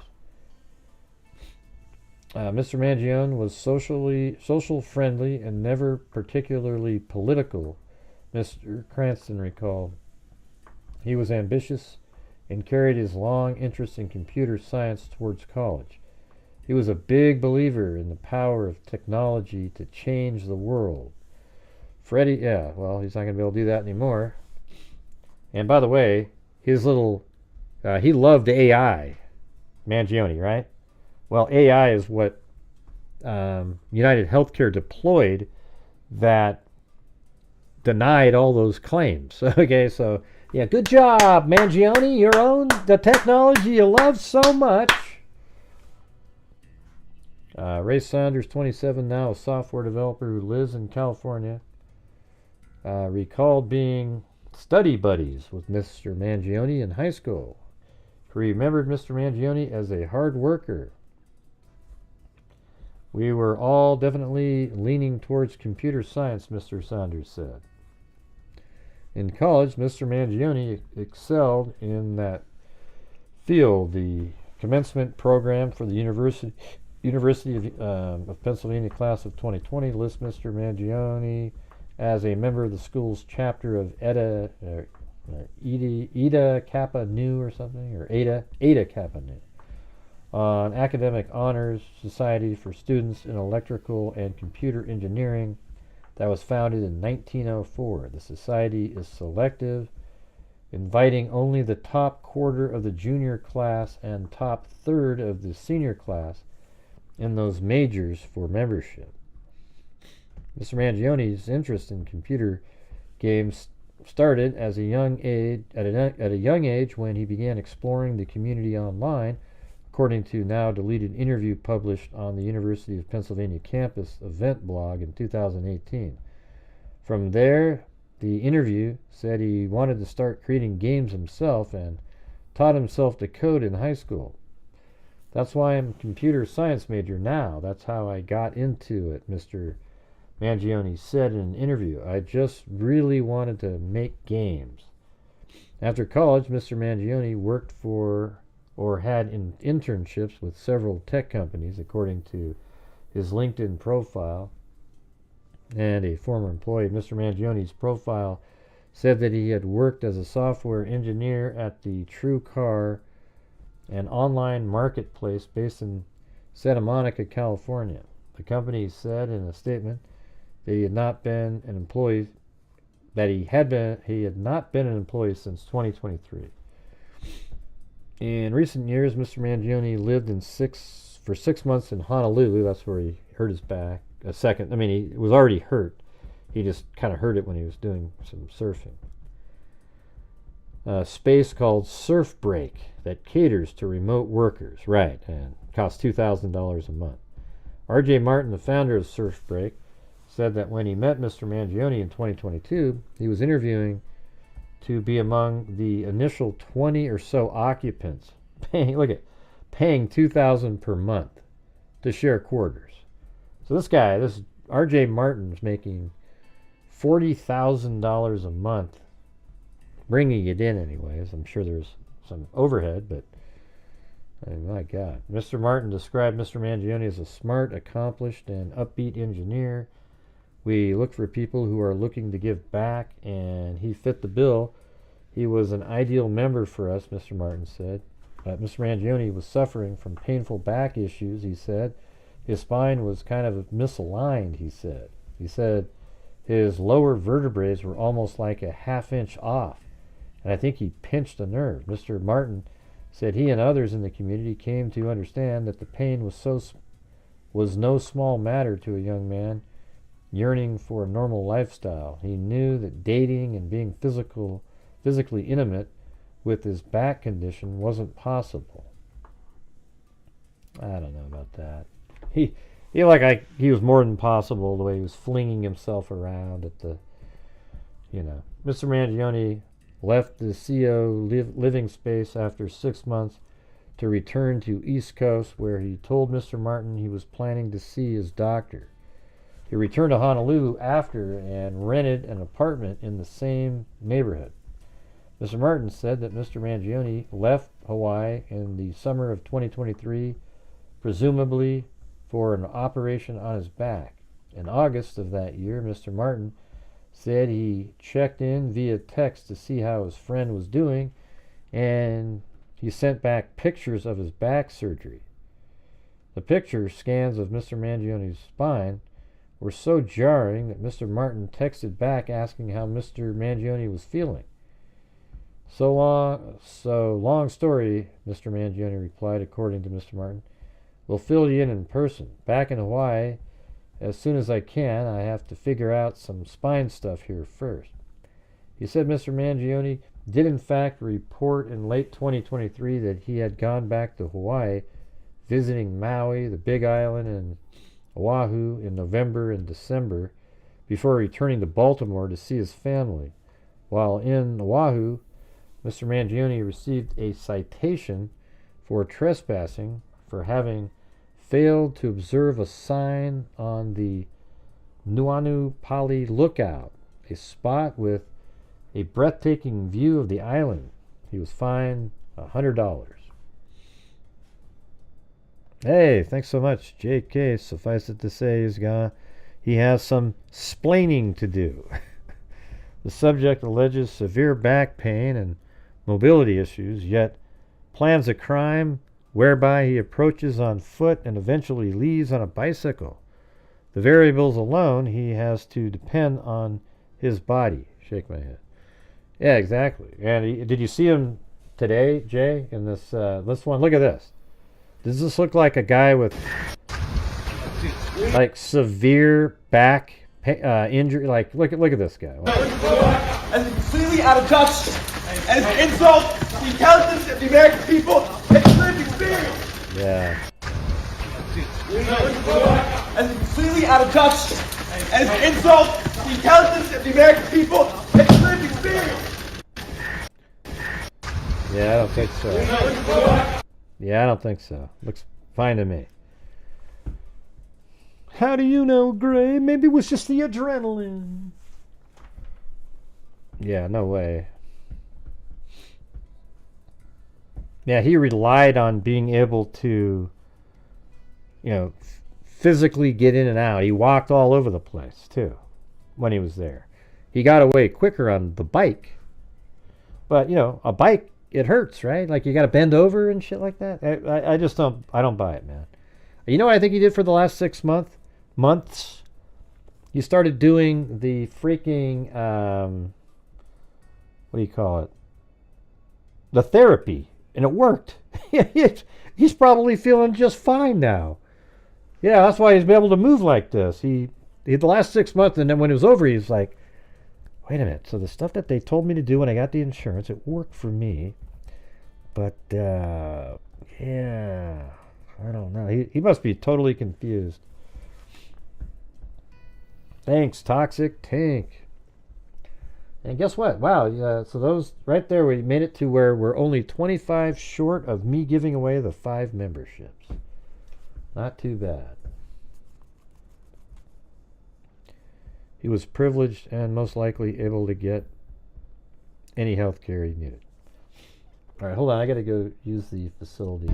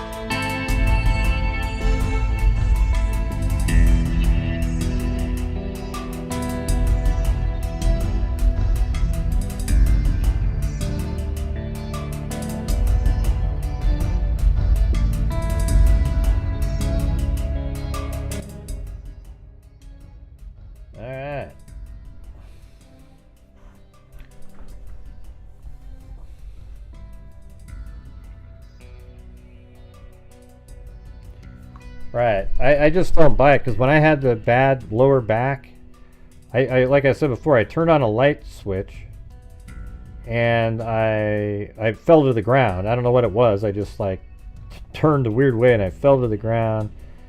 And I couldn't even breathe, and it took like 3 weeks to walk again. But it was just kind of like, it just sucked.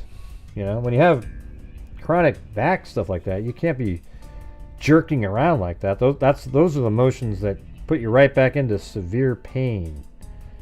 You know, it's just, I mean, I guess drugs could mask it or whatever, but like Jay Case just typed in, opioids will take the edge off and act as a band-aid. However, if your back is genuinely as messed up as we are led to believe, just walking isn't a cause. Yeah, exactly. It's just, look at for someone to feel like they needed to do what he did, his back would have to be so bad that he wouldn't be able to do what he wanted to go do. You get what I'm saying? It's sort of contradictory. The fact that he's able to move around, he's there for 10 days doing all these different things, it shows you that his back isn't bad. Okay? It's not as bad as it would need to be to feel like you needed to go do what you did. I don't know if that makes any sense, but it does to me.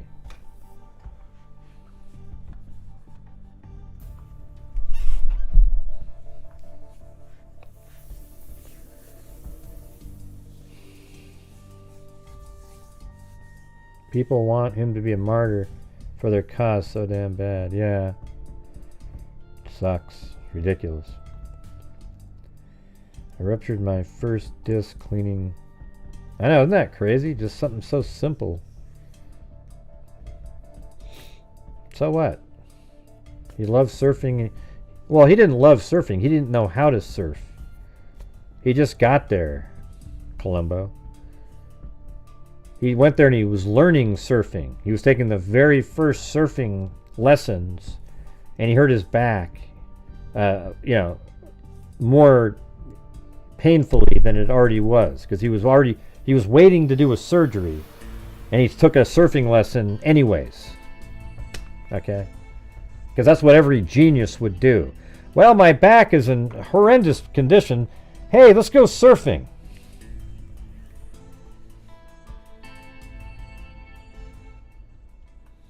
That makes a lot of sense, huh?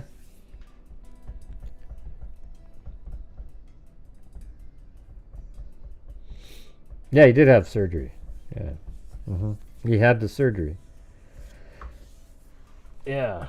I mean, I tell you what, when I did the thing with my back, the last thing that even popped into my head was going surfing.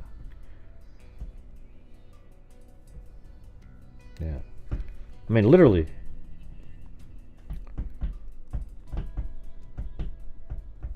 Yeah, but Columbo's was incorrect up there, so, you know. Hey, thanks, Allie Cake. All right, 23 more to go. And we give away those 5 memberships.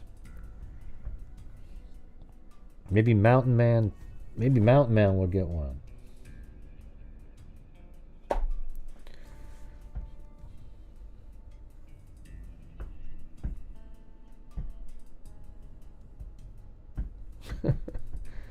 Loogie. Just start calling him Loogie. You know, like hawking a loogie.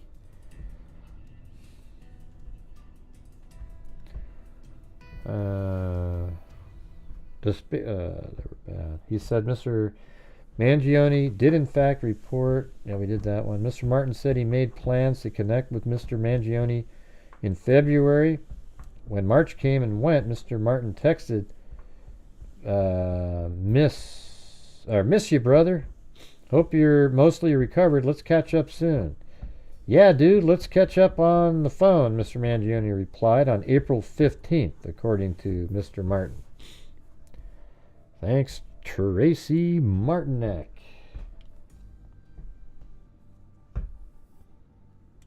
Yeah, dude, let's catch up on the phone, Mr. Mangione replied. April 15th, according to Mr. Martin. but they did not connect. It appears that Mr. Mangione spent at least part of that spring in Japan, according to emails he exchanged with a writer in Britain. Why was he exchanging stuff with a writer in Britain? On May 20th, Mr. Martin thought of his friend again and texted, "Yo, you awake?" Mr. Mangione did not answer, he said. A month later, on June 23rd, he texted him again, "Where in the world are you?" There was no response. Through a series of posts, Mr. Mangione's trail on the internet hinted at pain, both physical and philosophical. I bet it was almost all philosophical. In January, Mr. Mangione left a review of a book containing the rambling manifesto of Ted Kaczynski, the Unabomber, on Goodreads, a social media site for bookworms. It's easy to quickly and thoughtlessly, it should have said.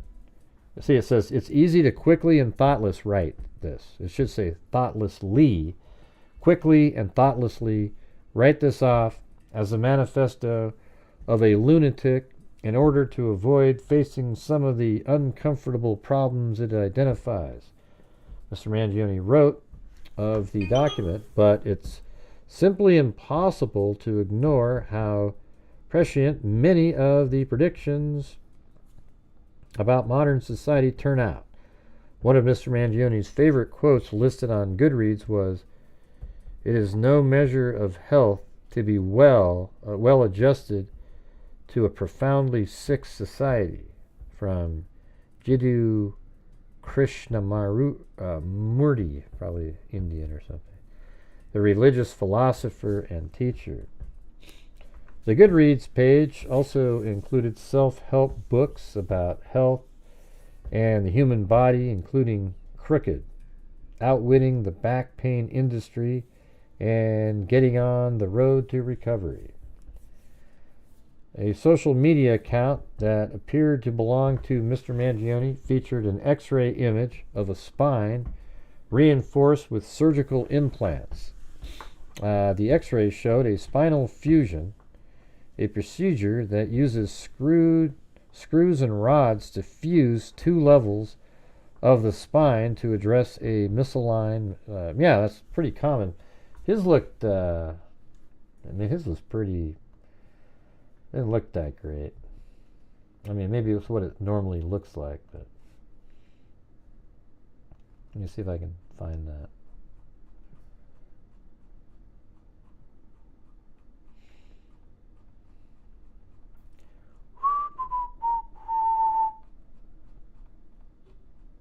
Oh, there it is.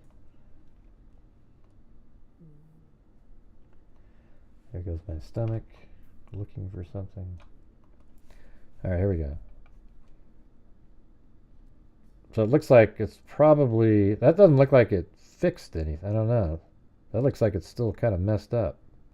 Looks like it jogs up right there. Did they even align it? That looks pretty bad right there. Like, it looks like it's one of the last vertebrae down here. But look how, like, there's a vertebrae, and then this one here, I'm not sure if it's supposed to do that. It seems like it should be a little bit more over here. Well, although this part looks, you know, I'm not a doctor, though. What do you think, J Case? What's going on with this thing here? And usually they take the disc out and then they put something in there and then they screw it together with, I haven't seen it look like that before. I've seen plates.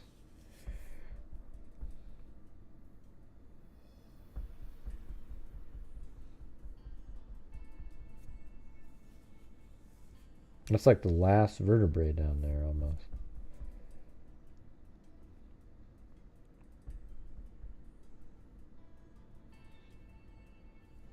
Yeah. Well, mine was a miss on my neck anyways. I mean, it worked, I guess, eventually, but like I was had no use of my tricep or bicep. Similar to scoliosis, A curvature in the spine can often lead to a tusion, laminectomy. He does have legitimate problems, though. They're addressed, it appears. So that does that look pretty aligned right there? Hey, thanks again, Herbert Landscaping from upstate New York. All right. All right, we're only 11 short, you guys. 11 short. Then I give away the 5. You know, it's weird, too, because what about this part right here? That looks like it went through the spine and, like, out into... Like, there's a screw sitting out in the... just sort of out in the body somewhere. You see that? I don't know if that's just me not seeing it correctly, but... Yeah, maybe it's not even his, you know? He just put it on there so people would think something.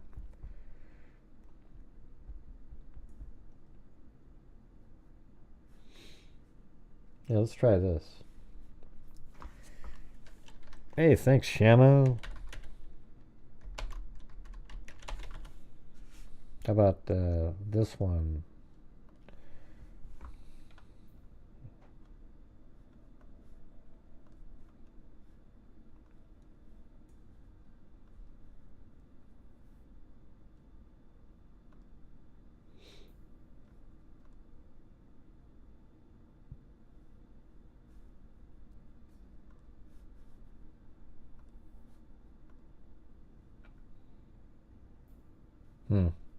Oh, I don't know. I don't know. I'm not a spine expert. Hey, thanks, Shamo and Aga Gaga and Toxic Tink. All right, look at that, you guys. We did it. And here we go.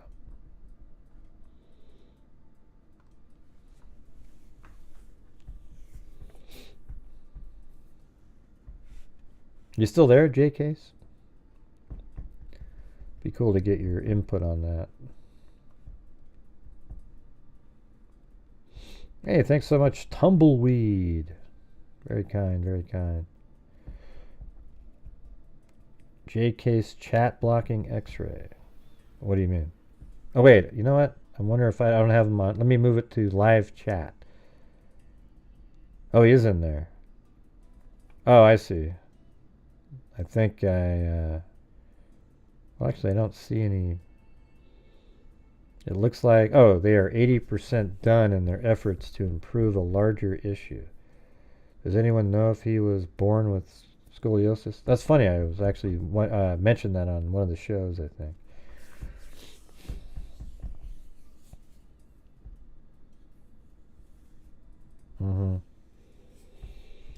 Yeah, well, what they do often, though, is they take out, when it's pinched, I think they take out, sometimes they take out the vertebrae, don't they?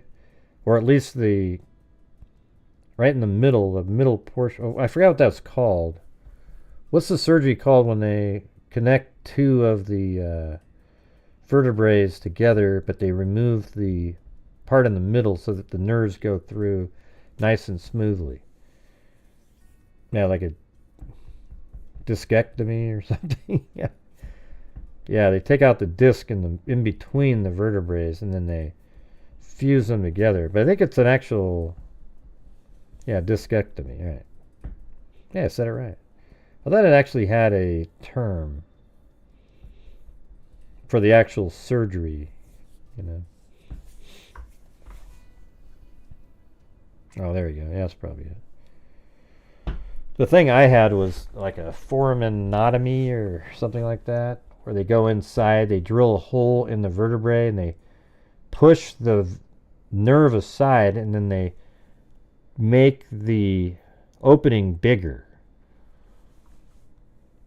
Doesn't I should have thought about it a second time when somebody, when this guy that was going to give me an injection for the pain, he said, I told him what I was getting done, and he goes, oh, really? Jesus. Like, I was like, what are you talking about? Because I don't know. That doesn't really... He didn't really have very good things to say about it.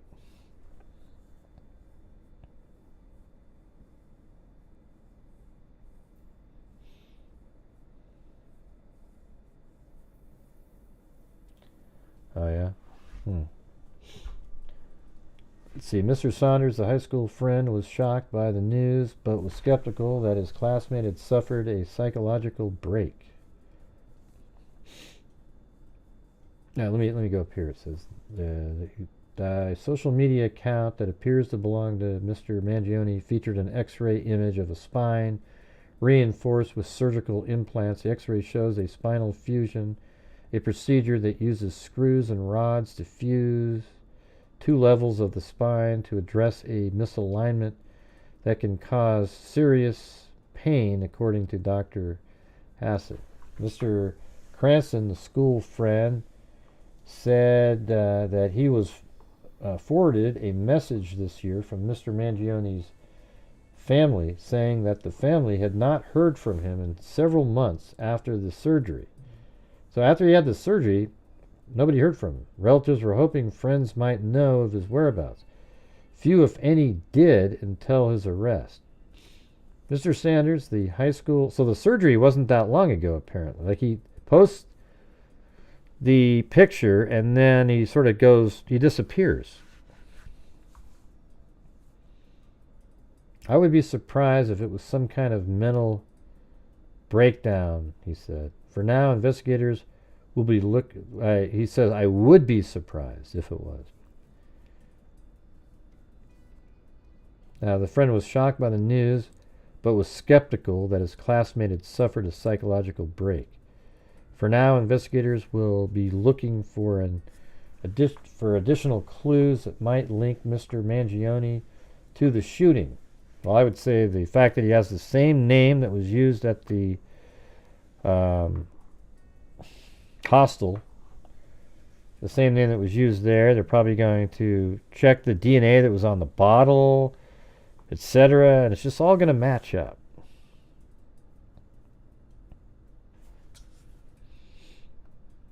Frequently, odd as it sounds, lower back pain issues more often affect the lower extremity in terms of mobility and intense nerve pain. No, I think it does. Yeah, you get like pain down your legs and, you know, even on your skin sometimes. It's kind of weird. You know what's weird? When I had that back thing, the lower back, when I was just turning a light switch on and I dropped to the ground, it was so strange. My,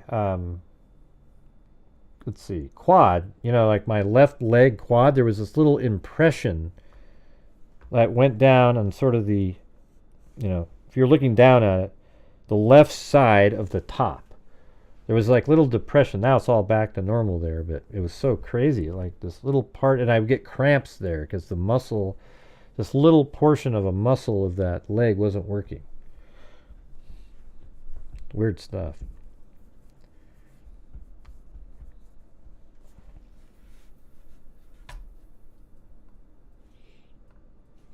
Oh, look, we got some more buy me some coffees. Let's see. We got, let's see. Well, it just says someone.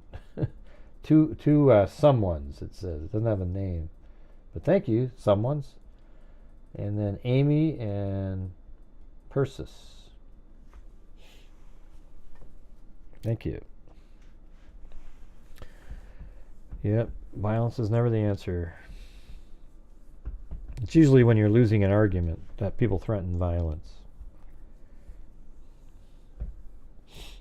Well, they just 3D printers. They have online. Ghost guns are just guns that don't have serial numbers. You can make a ghost gun with 3D printing and, you know, different parts that people buy, and there's no way to track them, trace them back. The entire 262 word. Oh, so that really was. It really was. It was the 200. Yeah, because 259 is what I had. So let's just, you know, a couple words they didn't have.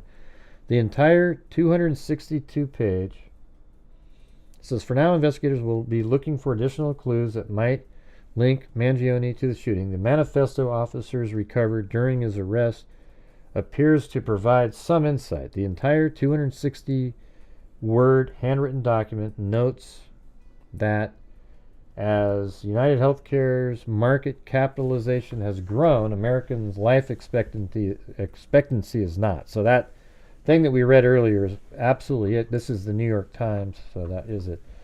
To save your lengthy investigation, I state plainly that I wasn't working with anyone, the writer wrote, according to law enforcement officials. The note condemned companies that continue to abuse our country for immense profit because the American public has allowed them to get away with it. It added, frankly, these parasites simply had it coming.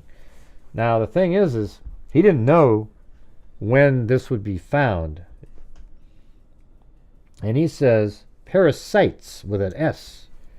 So that makes me think that he had other targets that he was going to take out at another time. Because he says, frankly, these parasites simply had it coming. So he's not referring to the overall industry in terms of parasites, because he's talking about the ones that had it coming to him, meaning he did something to those people that were plural. See what I'm saying? So he says, these parasites had it coming, meaning by the time this was going to be read, he would have killed parasites with an S. That's what I get out of that. What do you guys get?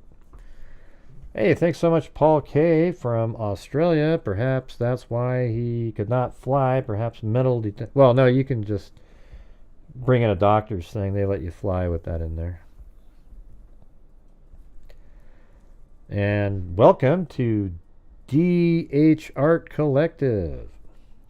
Now, here's something scary. So, like what Zozo and other people were asking, is there anybody else involved? Well, are there other people like him that were hanging out for 6 months, and maybe they all went to different places, and maybe there's another one that's going to do something similar that actually is connected to him in some way, and maybe he was going to do other ones.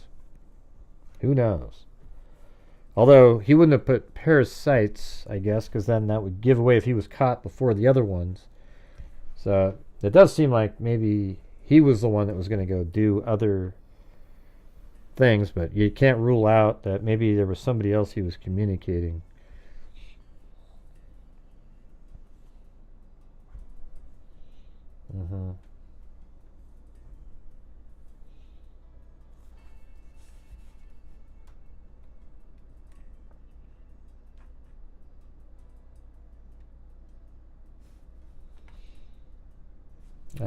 Frankly, these parasites simply had it coming. Does it say that in the one I have? Frankly? Yeah, frankly, these parasites. So this is, I'll read the whole thing again, okay? For those that are coming in late. It said, this is from Nerdy Addict on Twitter. He always finds a bunch of, like, lots of times finds stuff on cases. And to the feds, I'll keep this short because I do respect what you do for our country. To save you a lengthy investigation, I state plainly that I wasn't working with anyone. This was fairly trivial, some elementary social engineering, basic CAD, a lot of patience. The spiral notebook, if present, meaning, so what's weird is he doesn't know what's going to be found when he's caught. So there's a spiral notebook that he had at one point, but he's saying the spiral notebook, if it's present, has some straggling notes and to-do lists that illuminate the gist of, what I was going to be doing. My tech is pretty locked down, meaning his phone and computers and everything. I worked in engineering, so probably not much information for you there. Now, remember how hard they said it was to get into that phone? I do apologize for any strife of traumas. I'm not sure what that means. It might mean strife or traumas, not of trauma. Or I don't know. But it had to be done, what he did. Frankly, these parasites simply had it coming. So that means, to me, he's referring to other killings that he was going to be doing. Thank you, Lisa Noir.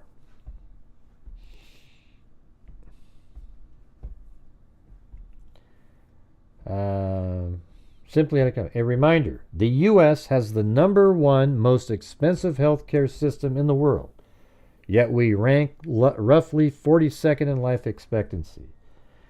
United Healthcare is the 4th largest. It says undecipherable, but logically, that's what he's saying.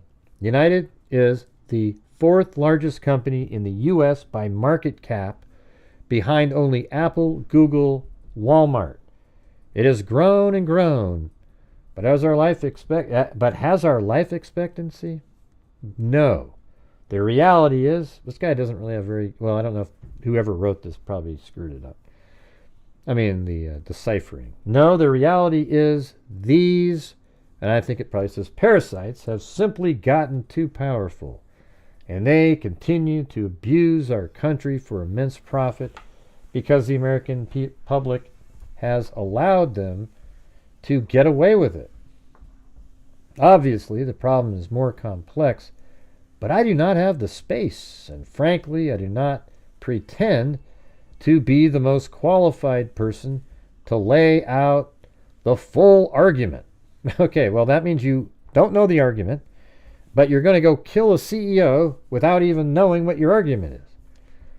But many have illuminated, but other people, okay, so I'm just going by what other people said, have illuminated the corruption and greed. Example, Rosenthal and more, decades ago, and the problems simply remain. It is not an issue of awareness at this point, but clearly power games at play. Evidently, I'm the first to face it with such brutal honesty.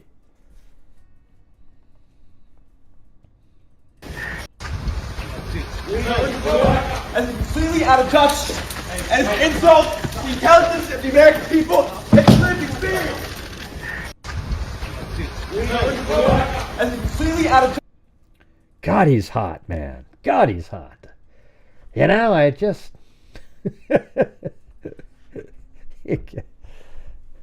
He's so cute. Oh, look at him. Oh my God, you guys. Looks like a barbarian. I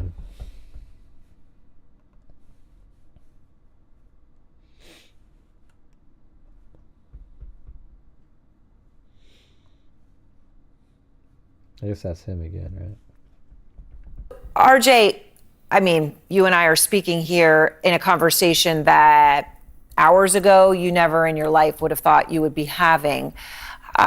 Were you shocked when you learned that your friend was the suspected killer?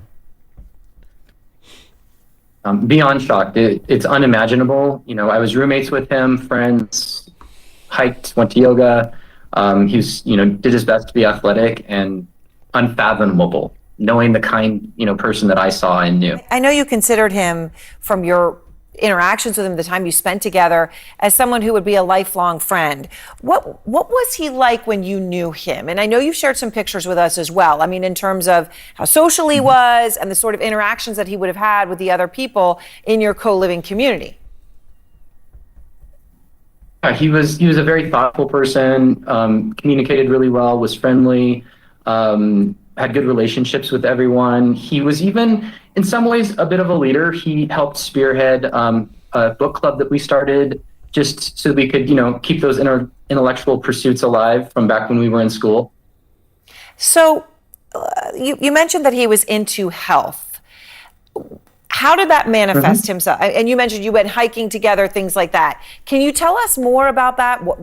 Why he cared about health? And I understand also that at one point... Forget it. Anyways, it says right here, Freddie Leatherberry, a high school classmate, told CNN that Mangione had everything... had everything going for him. But he wasn't really snobby. He was humble. He was unassuming and easy to approach. See, it's weird. It does feel like that he had some sort of like a almost psychological event, you know, became a different type of person. You know, we see that sometimes. We've actually seen that in some of the cases that we do. I don't know. It's weird, isn't it? In his valedictorian speech, Mangione lauded his classmates for coming up with new ideas and challenging the world, citing successful fundraisers. Mangione attended the University of Pennsylvania, where he graduated in 2020 with a master's and bachelor degree in computer science and a minor in mathematics. In an interview with the university blog post, Mangione talked about how he started video game development club. A former colleague of Mangione who worked with him as a counselor at Stanford University's summer program during his college years described him as an outgoing, socially charming. Yeah, isn't that what sociopaths, you always hear that about them? I am flabbergasted, the colleague said, asking not to be named because of the sensitivity of the news. I never got the impression he would self-destruct. After graduating, Mangione worked as a software engineer for the online car sales company True Car, according to his LinkedIn page. Seems like a lame company to work for, you know, for what he's all about, you know. Mangione is registered to vote at his family address in Cockeysville, Maryland, a Baltimore suburb, and is registered as an unaffiliated with a political party, according to the state voter registration lookup website. The Mangione family also runs a family foundation that has nearly $4.5 million in assets and were longtime benefactors of Loyola University in Maryland, which named its aquatic center after them. Private security guards were blocking access to the family house on a golf club Monday afternoon. Just about an hour ago, I was there inside that courthouse watching as Luigi Mangione walked right past myself and a number of other... Well, that's when he was originally.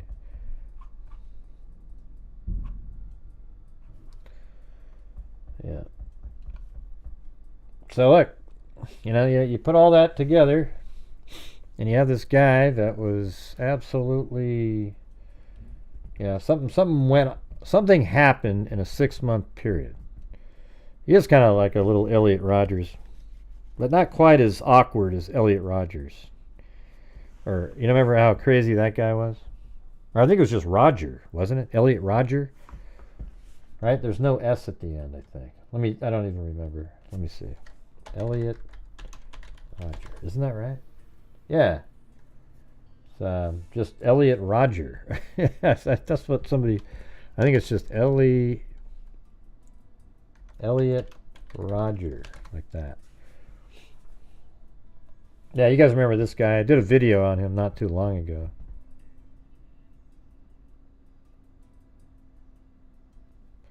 Right there. This guy.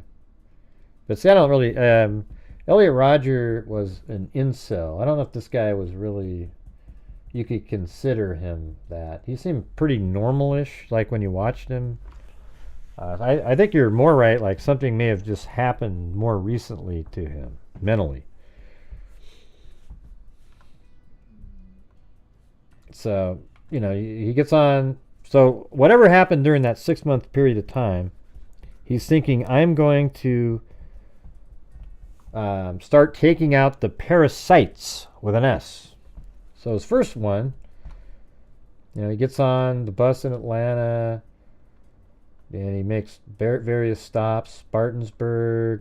Oh, we don't actually. He wasn't on those buses. That's right. I think he got on. You know where I think he got on the bus? Was right here.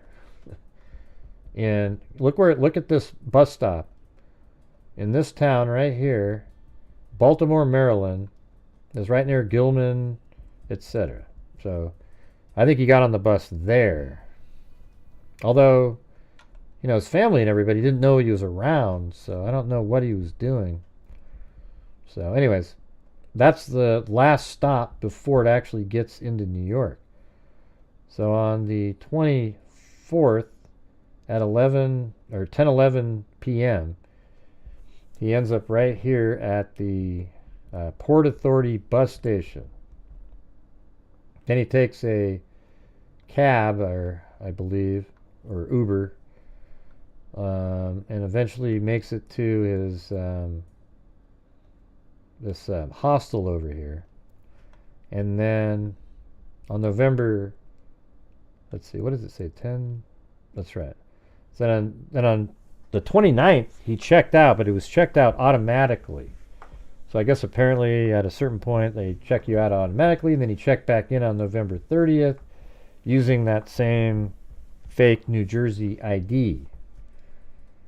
And then whatever he was doing, just hanging out, doing stuff. And then on the 4th at 5:30 in the morning, he leaves. They think he was on a bike because just 11 minutes later at 5:41, he shows up right here on, I think it's 6th Avenue and 54th. He's right there. And then he just keeps going back and forth, back and forth, back and forth. Then eventually he goes up to a Starbucks at 6:17, which would make you believe that somebody must have told him he's not leaving yet. You have time to go to... So he went to Starbucks and got some water, bottled water and a couple bars or whatever. And then he makes his way back down. Now, I think that's probably... He might have had the bike right here the whole time and then just walked to Starbucks. And then he had a bike parked here. That's where he parked it, in this alley. That's what I believe. Then at 6:29, he's seen walking this direction. He's seen right there, exactly where I have this pin. That's where he's seen walking. And that's at 6:29. Then at 6:43-ish or 6:42, that's when Brian comes down and he walks across the street and walks this direction on this side. Now at this point,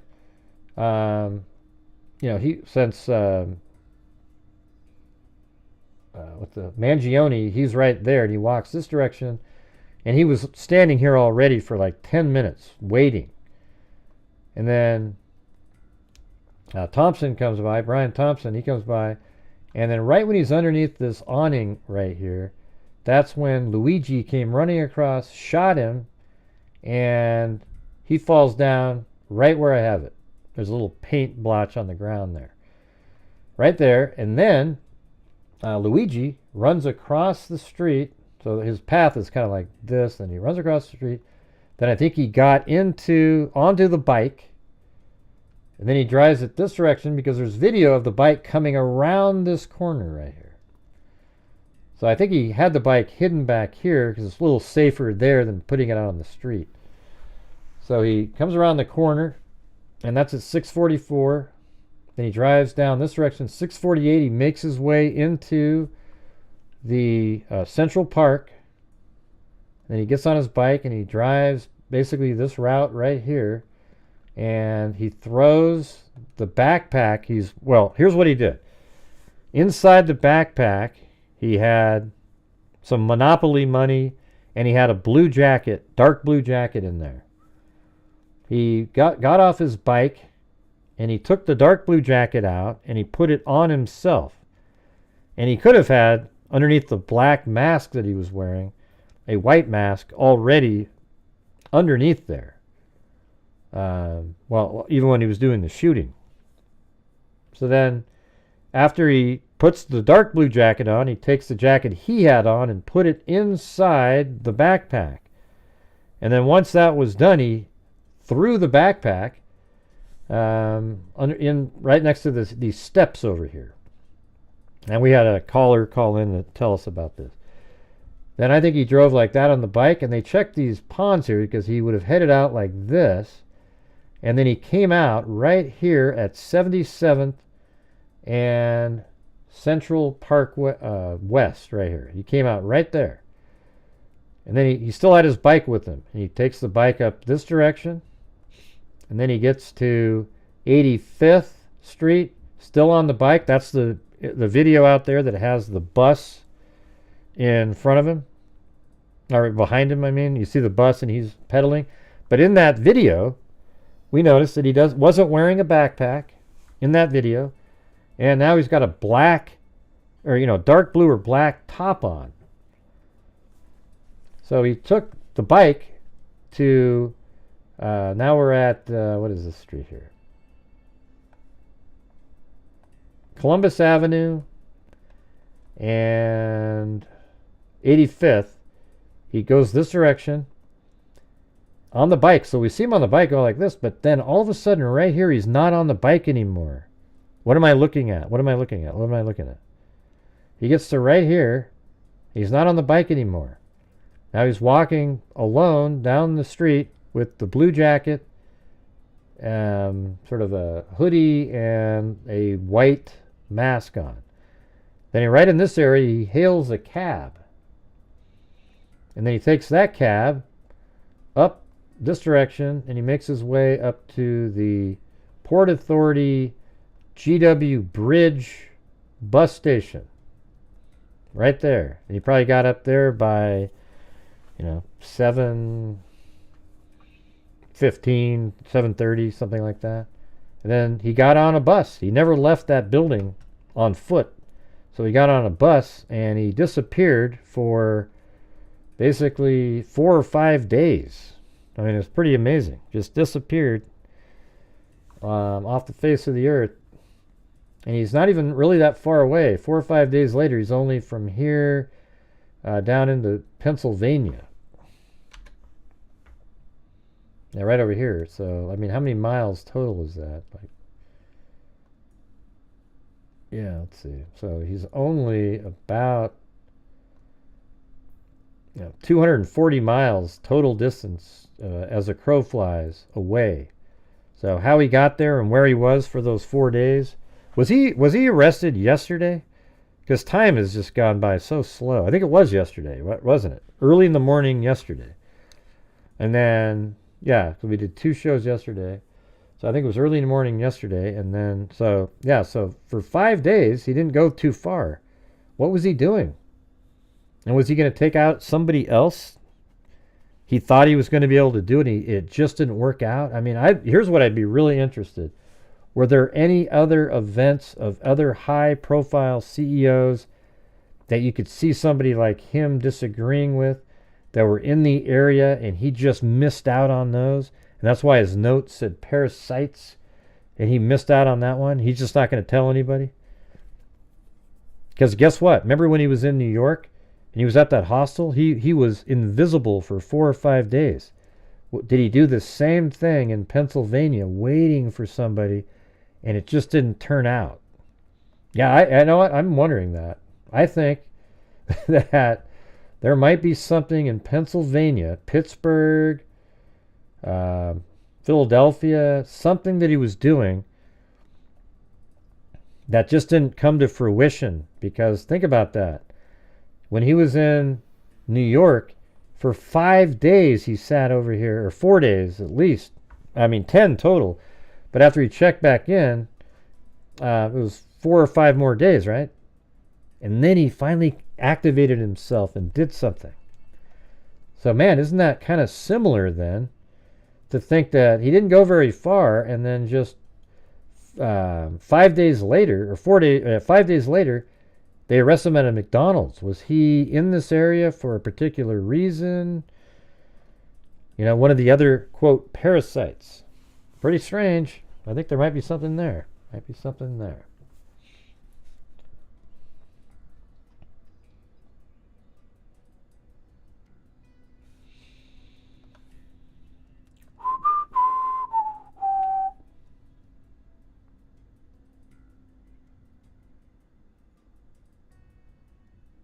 Oh, yeah, thanks to Amy and Persis 57.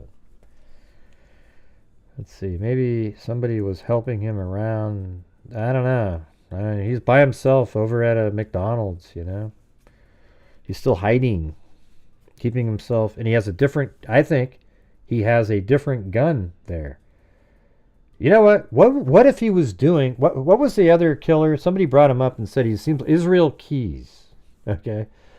What if he was doing a little Israel Keys and he put, and in those months that he was missing, he was manufacturing guns, like these ghost guns and putting them in different places, and then finding, and then he would go get those guns in different places he was going to kill people. Oh yeah, Jack Russell is in chat that has a nephew that went to school with the killer. Well, is the nephew here, or well, just listen to what I was just saying right here. What if he did something like that? Because that gun, a Fox News expert goes, that's not the same gun he was holding when he shot the person. Wouldn't that be crazy?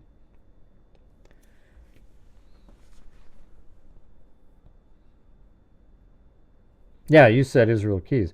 But I was just thinking, what if he was he spent that time manufacturing other ghost guns and hiding them in various places that he could just show up to, get those guns, and this is a time where he had the gun with him because he was going to act that he was going to use it. And they caught him just before he was going to use it. The nephew's uncle. I don't know what that means. I mean, does he want to call in or something, or? I don't see him. I'm not sure why I can't see the person. I don't see the person that you're referring to, you guys. They don't show up for me. Yeah, I think that this is going to turn out to be a thing where he had planned to take out other people, and then in each city, God, I wouldn't be surprised at all if he had a different backpack in every city with a different note that said, if I'm caught, then this is what I did, something like that, and it's all the same thing. Okay, Jessica, I don't see him, so I don't know how to interact.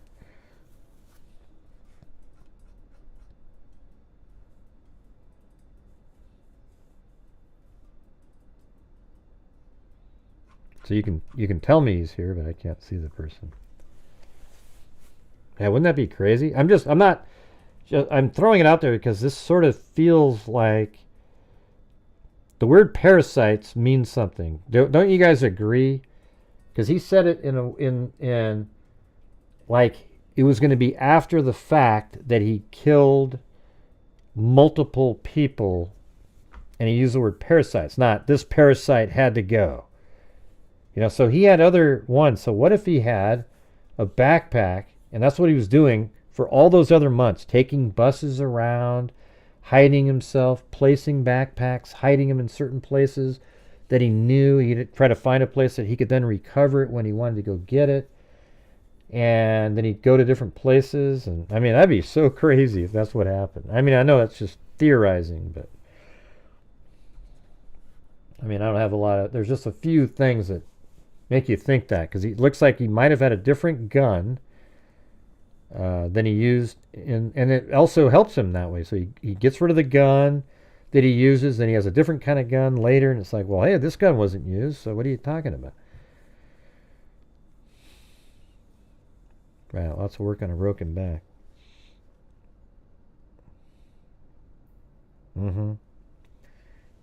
I mean, I don't see that person. What was the person's name, Jessica, in the chat?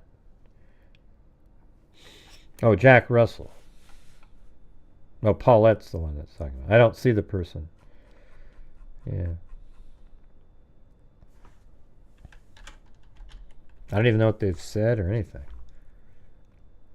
Oh, I guess I see the name there in red way up there. Hey all, can't believe this case. My nephew went to school with him. Would love to call in and share. I don't see the number. Okay. Oh, so they just made the one comment up there? Or is there another one? Or oh, not sure about a girlfriend. Oh, I see the one in the J, the red J.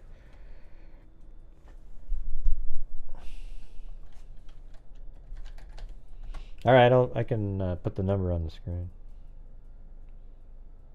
But if anybody else calls, I'm not doing it. All right. So there's the number for you, Jack Russell, which is a type of a dog.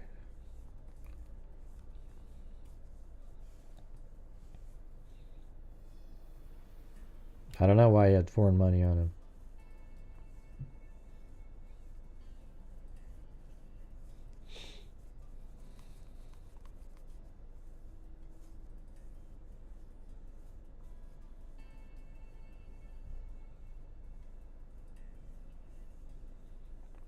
He had to do a spiral notebook where he mused using a bomb, but who are you talking about, hillbillies?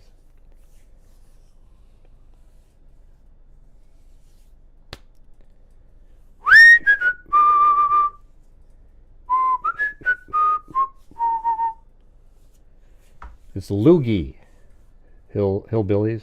Loogie.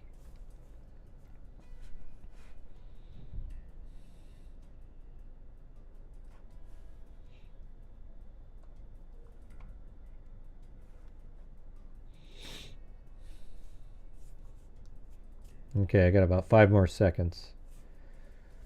5, 4, 3, 2, 1. Yep, there he goes. No phones.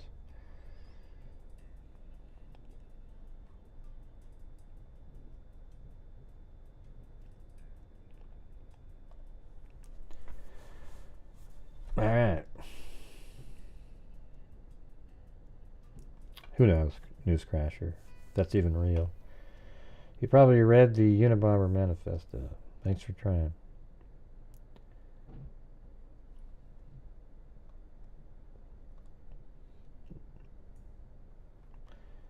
All right. Well, I don't have much more to go over tonight, but I hope you guys found the show interesting. Went through a lot of different things, interviews, him showing up, yelling. Learn a little bit more about him. You know, it'd be interesting to speak to a girlfriend that he might have had over the years.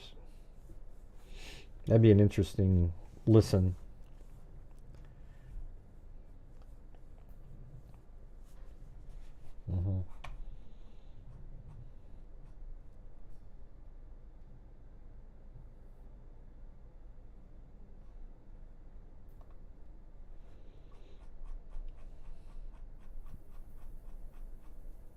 Yeah, I think we should absolutely think more about the, like, what he, man, I just want to know more about what he was doing in those 5 or 6 months. Hey, cool, Gen Exodus. Glad you liked it.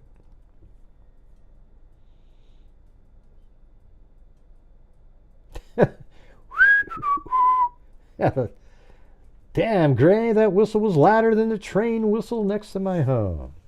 Well, how about this one? Watch out.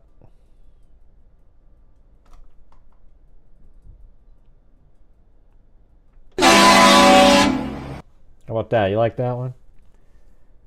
Yeah, I think he had another target, and I think that gun is a different gun. There was also another 3D printed gun. Maybe he was going to use, first he used that one, the pet gun or whatever, and then he used another printed gun, and maybe he printed another gun, and maybe he has a multiple printed guns that he was going to use.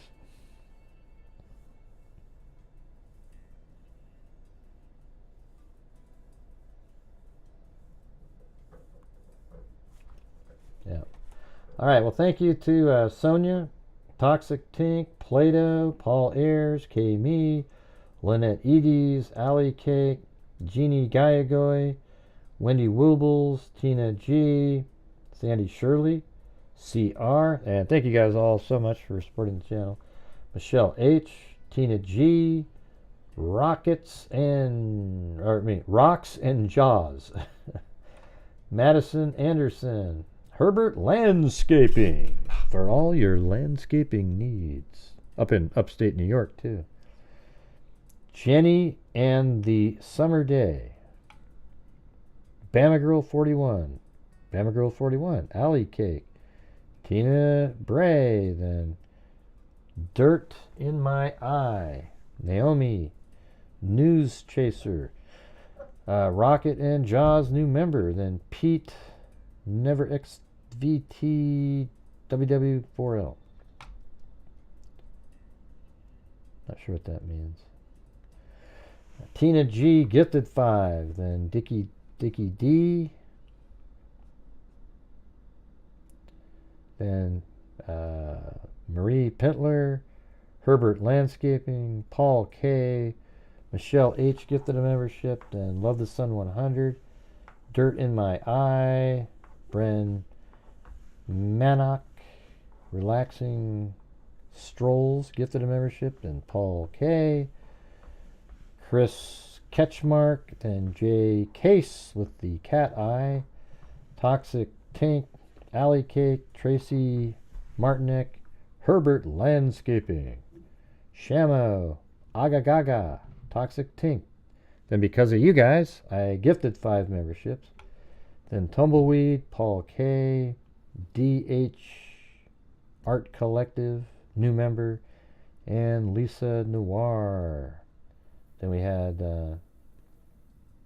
Tina, Jeannie, and then someone became a supporter. Oh, and then also Miss Angels on PayPal. Then we had Amy Persis and Ann Persis on Buy Me a Coffee also. Thank you guys. Appreciate it. Oh, man. I need to get something with sugar in it. All right, guys. Thank you very much for being here. I do hope you guys found the show interesting. Yeah. We have the manifesto, everything. We went over basically everything just now. Oh, and also I did forget to mention that when he shot the CEO, it said delay, what was it? Defend, delay, and depose on it. So that's pretty interesting. You know, so that made it put it into the political realm at that point. So, all right, you guys. Thank you all very much for being here. We'll see you tomorrow, and we'll see what tomorrow brings. I'm sure there'll be another plethora of new information yet again. All right. So we'll see you guys later, and thank you all for using the Buy Me a Coffee and all the people supporting the channel. At least we got to the goal. It was sort of stressful and early on, frustrating, but hey, at least we made it there later in the evening. All right. So we'll see you guys tomorrow. And as I always say, until next time, be safe out there. At a 1 and a 2 and a 3 and a 4 and a 5 and a 6 and a 7 and an 8 and a 9. You always count, Gray. Why do you always count like that? And during this whole time, I have not seen one person Jeez. that is a crime dissector, flag rejector. I'm a certified human lie detector. Gonna get ya on a stretcher if you try and play me like a projector. Crime sector is my nectar. Professor Gray is gonna give another lecture. Crime collector, freak connector, and I'm always gonna be a pup protector. Fool deflector, interceptor, and I'll need a little spectre with a vector on his pector. With all respect, y'all, just remember I have a temple fucking jet, y'all. I have no agenda. I'm a bartender, and I'll serve it to you straight without the blender. And in the end, I'm gonna send ya on a mission to reveal the true offender. Yeah, so I'll just get right back to work. All right, everybody. All right, we gotta end the night with the joke from Alan Aubert. There are 2 things about this case that are a certainty. 1, he's guilty. 2, the ice cream machine at McDonald's was broken. That's right. They're always broken there. Can I get a vanilla cone, please? I'm sorry, sir. Our ice cream machine is broken.